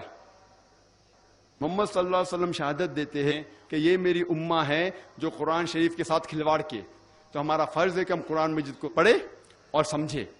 اور قرآن مجید پڑھنے کے 2 طریقے ہوتے ہیں, ایک تذکر قرآن, ایک تدبر قرآن. تذکر قرآن مینس قرآن شریف کو پڑھنا اوپری طریقے سے, اور تدبر قرآن مینس قرآن مجید کے معنی کو گہرائی سے اور تدبر کرنا. اور ہمارا فرض ہے کہ ہم قرآن شریف کو پڑھیں. ہر مسلمان کے گھر میں قرآن مجید کا ترجمہ ہونا چاہیے. اگر آپ عربی زبان نہیں جانتے, سب سے بہترین کتاب جو آپ کس کو گفٹ دے سکے, تحفہ دے سکے, وہ ہے قرآن مجید. اگر آپ کسی گھر پہ جاتے نکاح کے اوپر یا کہیں بھی فنکشن میں, سب سے بہترین کتاب ہے قرآن مجید. آپ اپنے بچے کو سب سے بہترین کتاب دے سکتے, وہ قرآن مجید. اور ہمیں چاہیے کہ ہر روز ہم گھر میں کم از کم 20 یا 25 منٹ گھر والوں کو لے کے قرآن مجید ترجمے سے پڑھے، آپ کی اور آپ کے گھر والوں کی زندگی انشاءاللہ بدل جائیں گی۔ میں تقریر کے آخر میں کہنا چاہتا ہوں کہ اللہ تعالیٰ فرماتے ہیں سورہ لقمان میں سورہ نمبر 31 کہ اگر آپ سارے پیڑ کو قلم میں تبدیل کریں گے، سارے سمندر 7 سمندر بھی لگا دیں گے اور شاہی میں بدلیں گے، تو بھی آپ اللہ تعالیٰ کی تعریف نہیں لکھ سکو گے۔ اللہ تعالیٰ فرماتے سورہ الحشر میں سورہ نمبر 59 آیت نمبر 24 میں، اگر یہ قرآن پہاڑ پہ نازل کیا جاتا تو پہاڑ ریزہ ریزہ ہو جاتا، ٹکڑے ٹکڑے ہو کے گر جاتا۔ اس کے معنی اگر پہاڑ کو ذرا بھی احساس ہوتا اور اللہ تعالیٰ اس قرآن کو پہاڑ کے اوپر نازل کرتا تو پہاڑ اس قرآن کے بوجھ سے ریزہ ریزہ ٹکڑے ٹکڑے ہو جاتا، اور ہم مسلمان کو کوئی فرق نہیں ہو رہا ہے۔ اسی لیے میں کہتا ہوں بھائیوں کہ قرآن کو پڑھیے، سمجھیے اور اس پر عمل کرو۔ میں تقریر کے آخر میں وہ حدیث پیش کرنا چاہتا ہوں جو حضرت عثمان کی حدیث ہے۔ محمد صلی اللہ علیہ وسلم کہا صحیح بخاری میں کتاب نمبر 6 حدیث نمبر 545، جس میں حضرت عثمان رضی اللہ عنہ فرماتے کہ محمد صلی اللہ علیہ وسلم کہا خیرکم من تعلم القرآن وعلمہ، سب سے بہترین وہ لوگ ہیں جو قرآن کو سمجھتے ہیں اور لوگوں کو سمجھاتے ہیں۔ وآخر دعوانا الحمدللہ رب العالمین۔ ہم بہت ہی شکر گزار ہیں ڈاکٹر صاحب کے کہ ایک مدلل تقریر کی انہوں نے۔ تو اب اس کے بعد ایک کوسچن آنسر سیشن ہوگا۔ اگرچہ مصروفیات کو دیکھتے ہوئے کوسچن آنسر سیشن رکھنے کی گنجائش نہیں تھی، لیکن میں ڈاکٹر صاحب سے گزارش کروں گا کہ مختصر چند سوالات یہاں پوچھے جائیں گے اور لائیو ہوں گے۔ جو سوال پوچھنے والا ہوگا وہ یہاں پر مائک پر آ جائے گا، اور اگر if there is any non-Muslim brother who wants to ask the question to Dr. Zakir Naik, Dr. Saab prefers to answer the questions of non-Muslims, most probably. If there is any non-Muslim brother who wants to ask any question to Dr. Zakir Naik, please do come and ask the question. Your question will be answered first. اگر کان غیر مسلم سوال چھو یژھان کرن doctor Zakir Naik صاحبس، doctor صاحب دن گۄڈنیتھ تم سند سوالک جواب۔ گۄڈنیتھ ہی سوالس جواب دن کٲنٛسہِ غیر مسلم سندس۔ اگر نہ کٕہٕنۍ آسہِ تہٕ تیٚلہِ یی کانٛہہ گۄڈنیتھ تہٕ سُہ پرژھِ سوال۔ یم چھِ پروفیسر منصور احمد بٹ صاحب، یم پرژھن ڈاکٹر صاحب سوال اور ڈاکٹر صاحب دن جواب۔ That's our first question has been posed by R.S. Bali. Question is God existing as an entity outside physical makeup of universe and thus encompassing the whole of nature around us? Does he govern it from outside as per his wishes, or does he arise as a force merely out of physical and material makeup of nature to be reckoned with, as you understand? بھائی صاحب نے سوال پوچھا اور الحمدللہ میں آپ سب لوگ کی صبر کی الحمدللہ تعریف کرتا ہوں الحمدللہ کہ دیکھ رہے کڑک دھوپ ہے، 12 بج چکے ہیں اور 12 بجے سب سے زیادہ دھوپ ہوتی ہے۔ لوگ سمجھے کہ صرف بہت کم لوگ ہوئیں گے، اس لیے پنڈال بہت کم تھا، اور کم از کم 10 گنا زیادہ لوگ آ چکے ہیں۔ تو الحمدللہ پھر بھی اتنی کڑک دھوپ میں بھی لوگ بیٹھے ہوئے ہیں۔ الحمدللہ انشاءاللہ اللہ سبحانہ و تعالیٰ آپ کو اس کا اجر دیں گے انشاءاللہ انشاءاللہ۔ ہمارے ہندو بھائی نے سوال پوچھا کہ اللہ سبحانہ و تعالیٰ کیا ہے؟ وہ فزیکل ہے کیا؟ کوئی ایک فزیکل جیسی چیز ہے کیا؟ وہ سارے دنیا کے اندر ہے کہ دنیا کے باہر ہے؟ وہ دنیا کو کنٹرول کیسا کر رہے ہیں؟ جہاں تک سوال ہے فزیکل کا، تو اللہ سبحانہ و تعالیٰ کوئی فزیکل چیز نہیں ہے ہم اور آپ جیسا۔ اللہ تعالیٰ کا ڈیفینیشن اللہ تعالیٰ دیتے سورہ اخلاص میں، سورہ نمبر 112 आयत नंबर 104 में अल्लाह ताला फरमाते कुल हुवल्लाहु अहद, कहो कि अल्लाह एक है, अल्लाहु समद, अल्लाह जो बेनियाज है, सबसे ऊंचा है, लम यलिद वलम यूलद, वो ना किसी को जना है ना किसी से जना हुआ है, वलम यकुल लहु कुफुवन अहद, और उसके जैसा कोई भी नहीं है। ये कुरान मजीद में अल्लाह सुब्हानहू व तआला के 4 लाइन का डेफिनेशन है। जो भी शख्स कहता है कि ये खुदा है, अगर वो 4 लाइन डेफिनेशन में, इस 4 लाइन में आ जाता है, तो हम मुसलमान को कोई एतराज नहीं कि वो खुदा है। उन्होंने पूछा कि अल्लाह ताला सारी दुनिया में है। अल्लाह ताला फरमाते हैं कि अल्लाह सुब्हानहू व तआला इटर्नल है, एब्सोल्यूट है, बेनियाज है, कभी भी फना ना होने वाली चीज है, और सारी आसमान और धरती उनकी है। वो ना कभी थकते हैं, ना उन्हें कभी नींद आती है, ना उन्हें नींद की जरूरत है। और आगे फरमाते कि उनका अर्श हेवेंस एंड अर्थ के ऊपर है, मतलब सारे आसमान पे अर्श है। अल्लाह सुब्हानहू व तआला ये भी जिक्र करते हैं, आप जहां भी देखेंगे अल्लाह सुब्हानहू व तआला का वजह पाएंगे। इससे में ये साबित होता है कि अल्लाह सुब्हानहू व तआला का इल्म सारे जगह में है, सारे कायनात में है, और वो अल्हम्दुलिल्लाह सुम्मा अल्हम्दुलिल्लाह, उनके पास इतना पावर, अल्लाह ताला कहते हैं कि yes power over all things, इन्नल्लाह अला कुल्लि शैइन कदीर, उनकी ताकत ऐसी है कि सारे जहां में फैली हुई। और वो सवाल था फिजिकल चीज है, फिजिकल नहीं है, आप और हम जैसे नहीं है, वो कुछ अलहदा चीज है। और अल्लाह ताला फरमाते सूरह शुरा में, सूरा नंबर 42 आयत नंबर 11, लैसा कमिस्लिही शै, अल्लाह ताला के जैसी कोई भी चीज नहीं है। तो हम अल्लाह सुब्हानहू व तआला को इस दुनिया में किसी भी चीज से कंपेयर नहीं कर सकते, वो एक अलहदा चीज है। Second question has also been posed by a non-Muslim, Gurmeet Singh, MSc Astrophysics. Do Islamic views portray the cosmic makeup of universe close to Big Bang theory and theory of relativity? And because of this ideological background, Maulana and ulama base their explanation of Mi'rajun Nabi sallallahu alayhi wa sallam in their khutbat and discourses. This should not be a natural coincidence. सवाल है कि कुरान शरीफ में, इस्लाम में astronomy, cosmology, ये जो आसमान की जो पढ़ाई है और फल्कियात के बारे में जिक्र है, और क्या कुरान मजीद जो आज साइंस ने एडवांस कर चुकी है, बिग बैंग में मानती है, और ये मौलाना लोग जो मिराज का जिक्र करते हैं वो क्या है? कुरान शरीफ में कई आयतें एस्ट्रोनॉमी के बारे में जिक्र करती है। हम एक लेक्चर दे सकते सिर्फ एस्ट्रोनॉमी पर, और एस्ट्रोनॉमी के बारे में जानने में आप मेरी कैसेट देख सकते हैं, कुरान और जदीद साइंस, उसमें डिटेल में जिक्र है। लेकिन मेन सवाल था कि आप बिग बैंग में मानते हैं क्या नहीं? और बिग बैंग ये कहती है कि सारी कायनात एक थी, उसके बाद एक बड़ा धमाका हुआ बिग बैंग, और उसमें फिर वजूद में आया ये गैलेक्सीज, ये तारे, ये सितारे, और ये फलक, और ये प्लैनेट्स, सूरज, चांद, और ये धरती, इसे कहते हैं बिग बैंग।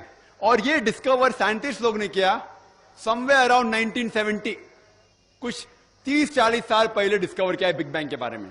अल्लाह सुब्हानहू व तआला 1400 साल पहले इसका जिक्र करते हैं सूरह अंबिया में, सूरा नंबर 21 आयत नंबर 30 में, अवलम यरल लजीना कफरू अन्ना समावाति वल अर्दा कांत रत्कम तकनाहुमा, कि वो काफिर लोग नहीं जानते कि ये फलक, ये आसमान और ये धरती एक थी और हमने उन्हें छुट्टा किया। तो ये जो बिग बैंग आज साइंटिस्ट ने डिस्कवर किए कि कायनात कैसे वजूद में आए, अभी 30-40 साल पहले उन्होंने इसका इल्म हासिल किया। अल्हम्दुलिल्लाह सुम्मा अल्हम्दुलिल्लाह, अल्लाह सुब्हानहू व तआला इसका जिक्र 1400 साल पहले कुरान मजीद में करते हैं। और ऐसे कई आयत है एस्ट्रोनॉमी के बारे में। हम पहले ये नहीं जानते थे कि दुनिया गोल है, पहले हम समझते दुनिया चपटी है, अभी हमें पता चला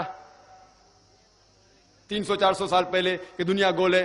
अल्लाह ताला फरमाते सूरह नाज़ियात में, सूरा नंबर 79 आयत नंबर 30 में, वह अर्द बाद ज़ालिका दहाहा, और उसके बाद हमने दुनिया बैदे की शक्ल में बनाई। दहा के एक मानिए कि फैली हुई और दुनिया फैली हुई है, और दूसरे मानिए कि बैदे की शक्ल। ये दहाहा अरबी लफ्ज हुया से आता है, और हम जानते हैं कि दुनिया गोल बॉल की तरह पूरी तरीके से गोल नहीं है।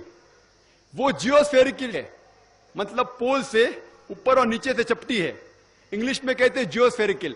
और जब आप देखेंगे अंडा, और ये दुइया जो लफ्ज है वो आम अंडा नहीं है, खुसूसन ऑस्ट्रिच का एग है, शतलमुर्ग ऑस्ट्रिच उसका अंडा। और अगर शतलमुर्ग का अंडा देखेंगे आप, वो बिल्कुल दुनिया की तरह है, गोल लेकिन ऊपर और नीचे से चपटा। तो अल्लाह सुब्हाना व तआला इस दुनिया का शेप 1400 साल पहले कहते हैं, जो हम अभी 200-300 साल पहले जानते। पहले हम समझते थे चांद की रोशनी खुद की है, अभी कुछ चंद अरसे पहले 100 साल 200 साल 300 साल पहले पता चला कि चांद की रोशनी खुद की नहीं। अल्लाह ताला फरमाते सूरह फुरकान में सूरह नंबर 25 आयत नंबर 61 कि सूरज की रोशनी जो है वो खुद की है, ये चांद की रोशनी है वो खुद की नहीं है, वो बोरोड है, किसी से ली गई है। और आज हम जानते हैं ये चांदनी जो है वो सूरज की रोशनी चांद पे गिर के आती है, चांद की खुद की रोशनी नहीं है। तो इस तरीके से कई आयतें कुरान मजीद में जो फलक और आसमान और एस्ट्रोनॉमी के बारे में जिक्र करती है। आप मेरी कैसेट सुन सकते हैं कुरान मॉडर्न साइंस। इनका अगला सवाल था कि ये मेराज क्या है। मेराज का जिक्र है सूरह इसरा में सूरह नंबर 17 आयत नंबर 1 में कि हमने मोहम्मद सल्लल्लाहु अलैहि वसल्लम को मस्जिद हरम से मस्जिद अक्सा ले गए, और ये मेराज का जिक्र है कि किस तरीके से वो आसमान पर जाते। ये एक मौजिज़ा है, साइंस इतनी तरक्की नहीं कर चुकी है कि सब कुछ कह सकती है। ये एक मौजिज़ा है जो कुरान शरीफ में जिक्र है सूरह इसरा में सूरह नंबर 17 आयत नंबर 1। ये एक मौजिज़ा है कि अल्हम्दुलिल्लाह मोहम्मद सल्लल्लाहु अलैहि वसल्लम ने मेराज किया। साइंस हर चीज के बारे में इल्म नहीं रखती। साइंस को ये भी नहीं इल्म है कि जन्नत है जहन्नम है, साइंस को ये भी नहीं इल्म है कि जिन है या फरिश्ते, लेकिन साइंस ये भी नहीं कह सकती कि जिन नहीं है, फरिश्ते नहीं है, जन्नत नहीं है, जहन्नम नहीं है। तो मैं कहता हूं जो भी कुछ कुरान मजीद में लिखा हुआ है 80% साइंस ने उसे तहकीक करके कह दिया 100% सही है। 80% जो कुरान शरीफ में साइंस के बारे में जिक्र है उसे साइंटिस्ट कहते हैं कि 100% सही है।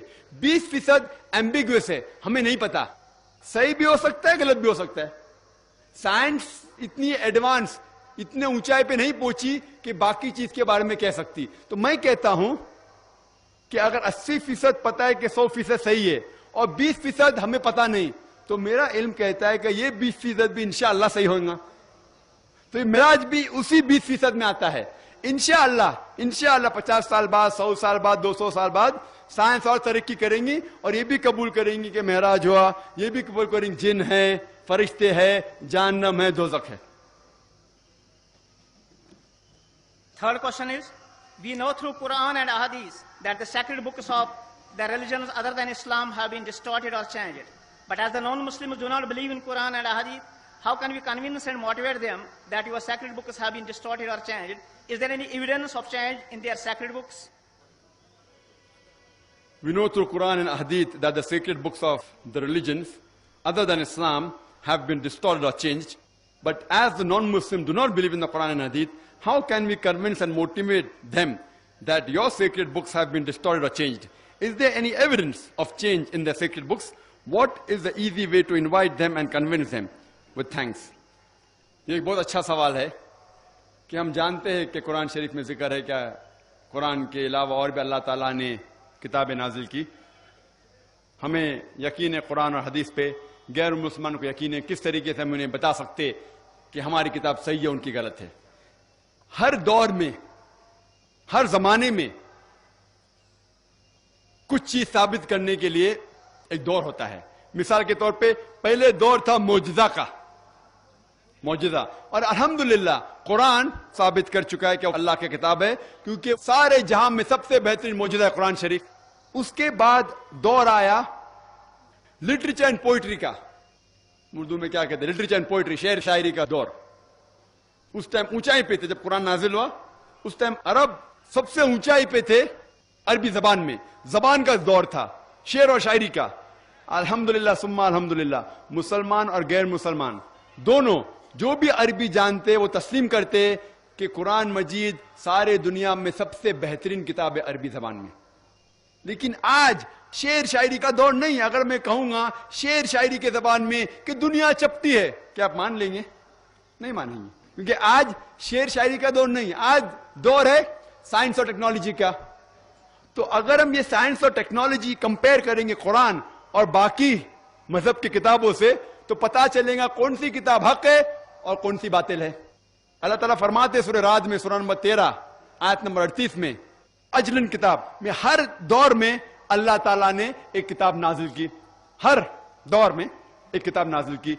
नाम से हमें 4 किताब का इल्म है, तौराह, जबूर, इंजील और Quran.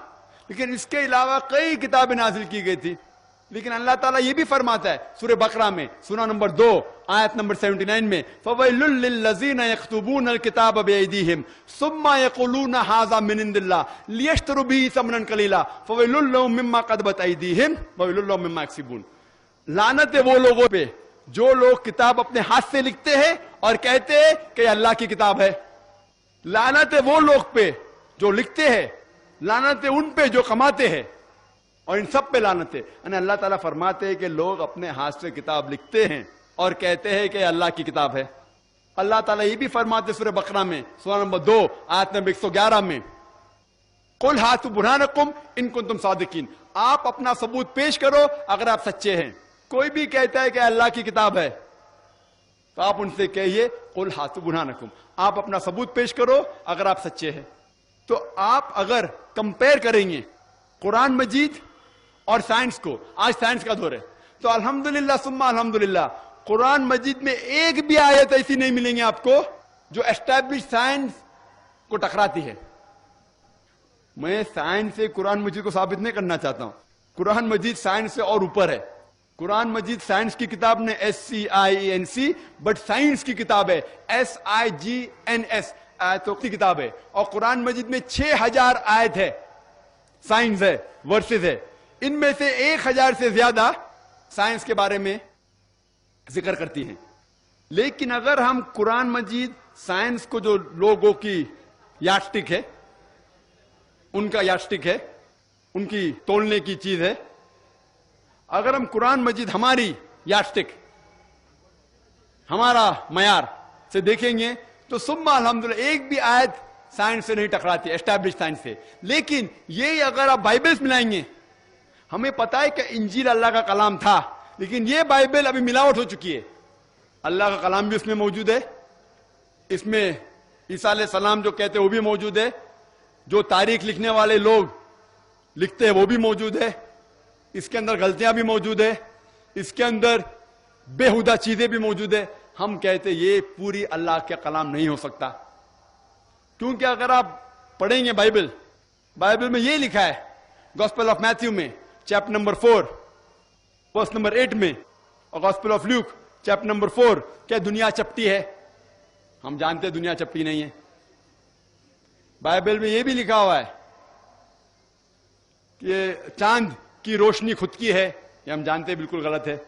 Genesis chapter number 1 verse number 16 and 17, इसमें यह भी लिखा हुआ है कि अल्लाह ताला ने तारे बनाए सारे फलक में ताकि वो धरती को रोशनी दे सके। हम ये जानते हैं कि आज फलक के अंदर करोड़ों करोड़ों गैलेक्सीज है, हर गैलेक्सी में करोड़ों सितारे हैं। हम सिर्फ हमारे गैलेक्सी के अलावा 2 गैलेक्सी के तारे को देख सकते हैं, यानी 3 गैलेक्सी से ज्यादा तारे की रोशनी यहां पहुंचती नहीं। तो ये कहना कि अल्लाह ताला ने सारे फलक में तारे बनाए ताकि वो धरती पे रोशनी दे सके, बिल्कुल अनसाइंटिफिक है, साइंस के खिलाफ है। बाइबल में लिखा हुआ है, बाइबल में जेनेसिस में चैप्टर नंबर 3 में कि सांप रेती खाता है। हम जानते हैं सांप रेती नहीं खाता है। ऐसे कई चीजें लिखी गई बाइबल में। आप मेरी वीडियो कैसेट देख सकते हैं, जो मेरा मुनाजरा हुआ था एक अमेरिकन के साथ, डॉक्टर विलियम कैम्पबेल, और उसका मौजू था Quran and the Bible in the light of science, Quran और बाइबल साइंस की रोशनी में। और उसके अंदर कम से कम 38, वक्त बहुत कम था, 38 साइंटिफिक गलतियां मैंने बाइबल में निकाली, और डॉक्टर विलियम कैम्पबेल एक भी गलती का जवाब नहीं दे सके। इसी तरीके से आप वेद लेंगे, वेद में भी गलतियां हैं। आप यजुर्वेद पढ़ेंगे, हिंदू की किताब, उसमें लिखा है दुनिया चपटी है। यजुर्वेद में ये लिखा है कि सूरज हमारे धरती के गोल चक्कर लगाता है। ये पुराने लोग सोचते थे, کہ سورج دھرتی کے گول جاتا ہے. تو اس طریقے سے اگر ہم سائنس کا مطالعہ کریں گے باقی کتابوں سے، صرف ایک ہی کتاب جو سفل ہوں گی اور سائنس کے اونچے، قرآن مجید سائنس سے کافی اونچی ہے. تو اس سے ہم یہ ثابت کر سکتے ہیں کہ الحمدللہ قرآن شریف ایک صحیح کتاب ہے اور باقی مذہبوں کی کتاب کے اندر ملاوٹ ہے. So the next question is, what is the attitude of Islam towards Darwin's theory of evolution? Shall Muslims accept it or not? سوال ہے کہ قرآن اور اسلام کا کیا کہنا ہے ڈاروینس تھیوری کے بارے میں. اور ڈاروینس تھیوری ہم جانتے ہیں کہ ڈاروینس تھیوری میں لکھا ہوا ہے کہ ہم انسان بندروں سے آئے، اور قرآن شریف میں تو یہ لکھا نہیں. قرآن شریف میں لکھا ہوا ہے کہ ہم آدم اور حوا سے پیدا ہوئے. آپ کوئی بھی کتاب پڑھیں گے سب میں لکھا ہوا ہے تھیوری آف ایولیوشن. کوئی بھی کتاب میں یہ نہیں لکھ رہا فیکٹ آف ایولیوشن. مطلب یہ تھیوری ہے، یہ ان کی تھیوری ہے، حقیقت نہیں ہے. اگر آپ چارلز ڈارون کی کتاب پڑھیں گے جس کا نام ہے اوریجن آف اسپیشیز، اس کے اندر چارلز ڈارون ایک شپ میں جاتے HMS بیگل، ایک آئیلینڈ پہ جاتے جس کا نام ہے کیلٹراپس، اور وہاں دیکھتے ہیں کہ پرندے اپنی چونچ مار رہے ہیں ہول کے اندر، اور جیسا ڈیپتھ ہول کا ہے اسی طریقے سے ان کے جو چونچ ہے وہ چھوٹی اور بڑی ہو جاتی. تو اس کو دیکھ کے وہ اپنی تھیوری پروپاؤنڈ کرتے ہیں نیچرل سلیکشن کی. اور چارلز ڈارون خود جانتے تھے کہ اس کے اندر بھی بہت سے غلطیاں تھیں، اسی لیے انہوں نے خط لکھا تھامس تھامپٹن کو کہ میرے پاس پورا ثبوت نہیں ہے کہ انسان بندر سے بنے، لیکن کیونکہ مجھے سمجھانے میں آسان ہوتا ہے ایمبریولوجی میں، روڈیمنٹری آرگنز میں، مارفولوجی میں، اسی لیے میں کہہ رہا ہوں. اور ہمیں اسکول میں بھی پڑھایا جاتا ہے تھیوری آف ایولیوشن، فیکٹ نہیں. اور ہم لوگ اسکول میں جوک کرتے تھے، اگر کسی کو بھی آپ کو انسلٹ کرنے کا ہے تو ہم کہتے تھے اگر تم ڈارون کے ٹائم پہ ہوتے تھے تو ڈارون کی تھیوری ثابت ہو جاتی تھی، مطلب تم بندر جیسا دکھتے ہو. آج جو بھی کہہ رہا ہے کہ ہم بندر سے بنائے گئے یہ بالکل غلط ثابت ہو چکا ہے. آج آپ دیکھ رہے ہیں اگر ہم بندر سے بنے، اس کی تھیوری ہے کہ اینیملز سلولی ایوالو ہوتے، بدلتے جاتے، اور بندر سے بدلتے بدلتے انسان ہو گئے. آج کہیں بھی دنیا پہ آپ دیکھتے کوئی بھی شخص جو بندر آدمی کے بیچ میں دکھتے، کدھر بھی امریکہ میں جاؤ، انگلینڈ میں جاؤ، کدھر بھی جاؤ، ساری دنیا میں کوئی بھی آدمی بیچ میں نظر ہے آپ کو؟ بندر اور آدمی کے بیچ میں نظر ہے؟ اس سے ثابت ہو ڈارون تھیوری تو بالکل غلط ثابت ہو چکی ہے. اور کئی سائنٹسٹ لوگ نے، البرٹ گیوگری، فرینک سیلزبری، بہت سے سائنٹسٹ لوگ نے اس ٹائم ہی کہہ دیا تھا کہ ڈارون تھیوری غلط ہے. اور ایون بائی مالیکولر بایولوجی ہینسس کریگ کہتے ہیں کہ ہمارے دماغ کو بہت آپ غلط سوچتے ہیں جو لوگ کہتے ہیں کہ ہم بندر سے بنے. تو اسی لیے یہ تھیوری ہے آج غلط ثابت ہو چکی ہے، اور یہ قرآن کے بھی خلاف ہے. قرآن کہتے ہیں کہ ہم نے انسان کو ایک جوڑے آدم اور حوا سے بنایا ہے. One more question has been posed by non-Muslim. If predestination is true, then God causes us to sin. If God causes us to sin, yet damns to sinners to eternal punishment, then God is not good. Therefore, non-Muslim concludes, if God is good, then either predestination is not true, or else God does not damn sinners to eternal punishment. Please satisfy the contradiction that others. ایک غیر مسلمان سوال کر رہا ہے تقدیر کے اوپر کہ اللہ سبحانہ و تعالیٰ اپنی تقدیر لکھتا ہے تو ہم اگر غلطی کرتے ہیں تو دوشی کون؟ اللہ سبحانہ و تعالیٰ. اگر میں تقدیر میں لکھا ہے کہ ہم خون کریں گے اور ہم آدمی کا خون کر لیتے تو کون ذمہ دار؟ اللہ تعالیٰ. آدمی کو کیوں ذمہ دار کرنے کا؟ اگر تقدیر میں لکھا ہے میں چوری کروں گا، میں غلط کام کروں گا، تقدیر میں لکھا ہے کہ میں جہنم میں جاؤں گا تو جاؤں گا، تو کس کی غلطی؟ میری کیا غلطی؟ اللہ کی غلطی. اور یہ سوال مسلمان لوگ بھی سوچتے ہیں، اور تقدیر پہ ایمان رکھنا ہر مسلمان کا فرض ہے. لیکن ہم پہلے یہ جان لے تقدیر کسے کہتے ہیں.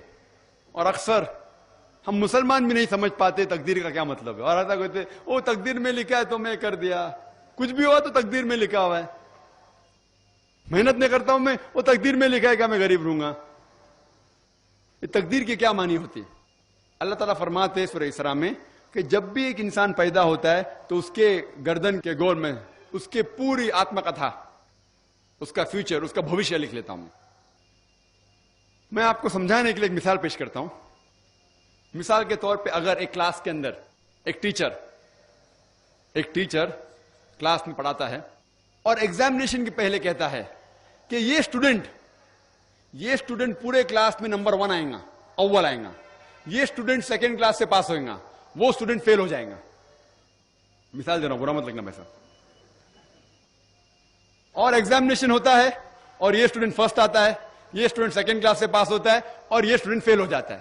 میں آپ سے یہ سوال پوچھتا ہوں کہ جو طالب فیل ہو گیا، کیا وہ کہہ سکتا ہے کہ کیونکہ ٹیچر نے کہا میں فیل ہوں گا اس لیے فیل ہو گیا؟ کہہ سکتا ہے کہ نہیں کہہ سکتا. کیوں؟ ٹیچر اپنے تجربے سے کہہ رہا ہے یہ اسٹوڈنٹ بہت اچھا ہے، بہت پڑھائی کرتا ہے اس لیے فرسٹ آئے گا، یہ اسٹوڈنٹ ٹھیک ہے سیکنڈ کلاس، یہ اسٹوڈنٹ پکچر دیکھتا ہے کلاس ہی نہ اٹینڈ کرتا ہے اس لیے فیل ہوئے گا. تو اپنے تجربے سے وہ بھوشیہ کے بارے میں کہتا ہے. لیکن وہ اسٹوڈنٹ نہیں کہہ سکے گا کیونکہ ٹیچر نے مجھے کہا میں فیل ہوں گا اس لیے فیل ہو گیا. دوشی کون؟ وہ خود اسٹوڈنٹ، اس نے پڑھائی نہیں کیا. اسی طریقے سے اگر آپ کمپیئر کریں گے، اللہ سبحانہ و تعالیٰ ٹیچر سے تو بہت اونچے. ٹیچر تو کبھی کبھی غلطی کر سکتا ہے. اللہ سبحانہ و تعالیٰ کے پاس علم غیب ہے، وہ بھوشیہ کے بارے میں جانتے ہیں.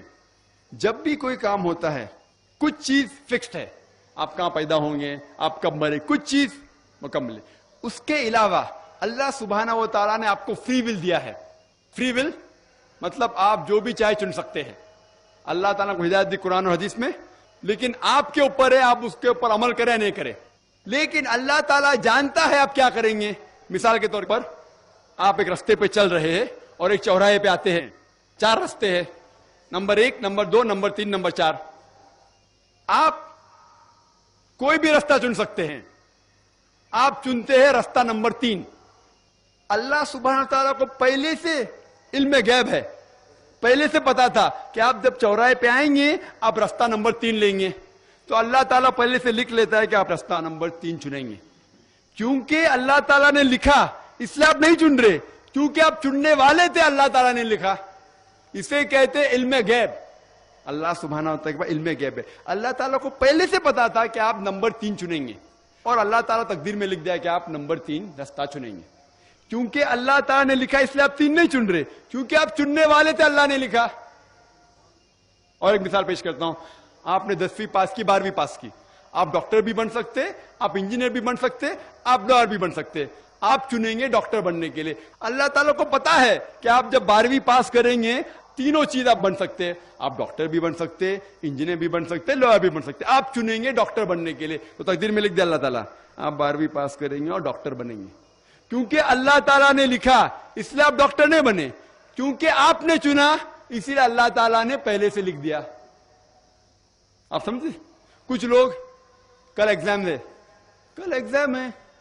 اچھا ہے، طالب اچھا ہے، ابھی کل ایگزام ہے، کیا پڑھنے کا، تقدیر میں لکھا ہے کہ پاس تو پاس، فیل تو فیل، اور وہ نہیں پڑھتا ہے اور وہ فیل ہو جاتا ہے.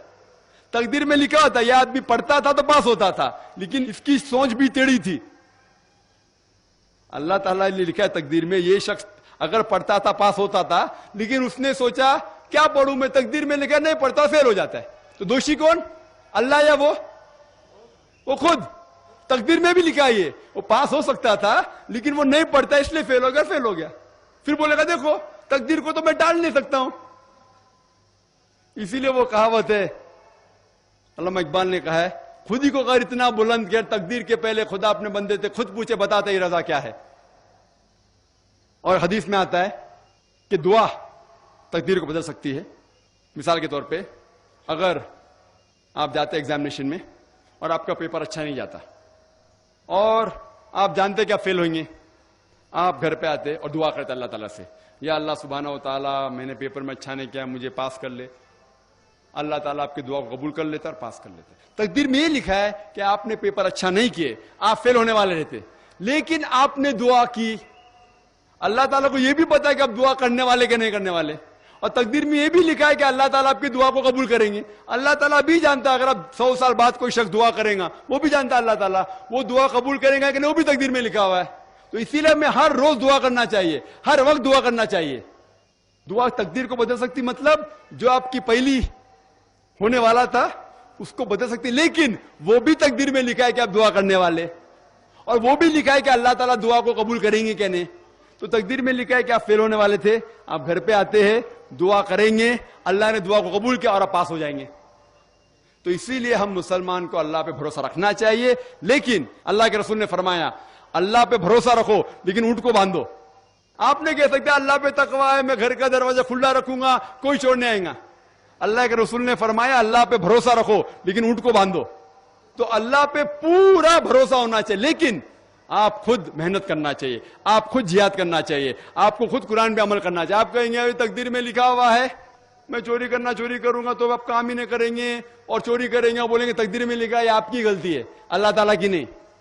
تو آپ کو ہر وقت جد و جہد کرنا چاہیے اچھے کام کے لیے. قرآن کو سمجھ کے پڑھو اور عمل کرو, انشاءاللہ آپ اس دنیا اور آخرت میں کامیاب ہوں گے. Sir, 2 more live questions from that side. Erudite brother Dr. Zakir Naik, Assalamu alaikum wa rahmatullahi wa barakatuh. I am Imtiaz, lecturer by profession. I have a question. I have gone through Nurun min Nurillah, and second, Huwallazi ja'ala shamsu ziyaun wa qamaru nura, and third, Allahu nur samawati wal ard. I couldn't understand what is this nur, please. بھائی صاحب نے قرآن میں کئی آیت کوٹ کیے, آخری آیت جو کوٹ کیا اللہ نور سماواتی والارض, وہ سورہ نور کی آیت ہے, سورہ نمبر 24 آیت نمبر 35, جس میں اللہ تعالیٰ فرماتا ہے اللہ نور سماواتی والارض, کہ اللہ سبحانہ و تعالیٰ اس آسمان اور اس دھرتی کے نور ہیں. نور ایک عربی لفظ ہے جو میں ذکر کیا سورہ فرقان میں سورہ نمبر 25 آیت نمبر 61 میں, کہ نور کے معنی روشنی کو ریفلیکٹ کرنا, ریفلیکٹڈ لائٹ, یا منیر جو بورو کی ہوئی لائٹ. نور کی معنی ریفلیکشن آف لائٹ, مطلب ایک لائٹ کو ریفلیکٹ کرنا. اسی طریقے سے غیر مسلمان پوچھتے اس کا مطلب اللہ کی روشنی خود کی نہیں ہے, کیا کسی کی روشنی کو ریفلیکٹ کر رہا ہے؟ وہ آیت آپ نے جو کوٹ کی آدھی ہے, پوری آیت بڑھتی ہے کہ اللہ نور السماواتی, اللہ سارے آسمان اور کائنات اور دھرتی کا نور ہے. اس کی مثال ایسی ہے کہ ایک مصباح ہے, ایک روشنی ہے, مصباح لیمپ, اور لیمپ کے اندر ایک نچ ہے, ایک چھید ہے, اور اس لائٹ کو یعنی روشنی بھی اللہ تعالیٰ کی ہے اور اللہ تعالیٰ ریفلیکٹ کر رہا ہے. آپ ہیلوجن لیمپ دیکھتے ہیں, ہیلوجن لیمپ, یہاں تو ہیلوجن لیمپ, اس میں بلب ہوتا ہے, اس کے پیچھے ریفلیکٹ کرنے کے لیے ایک سلور کوٹنگ ہوتا ہے.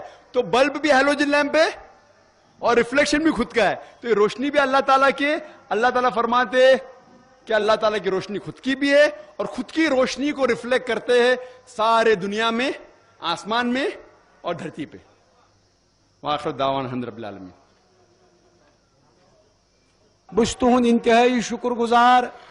بکر بیٚیہِ اکہِ لٹہِ شکریہ ییٚتہِ کِس ایڈمنسٹریشنُک, خصوٗصاً ڈی سی صٲبُن, ایڈیشنل ڈی سی صٲب عبداللطیف دیوا صٲبُن, یِم زبردست کوآپریٹو روٗدۍ یہ پروگرام ہینڈل کرنس اندر.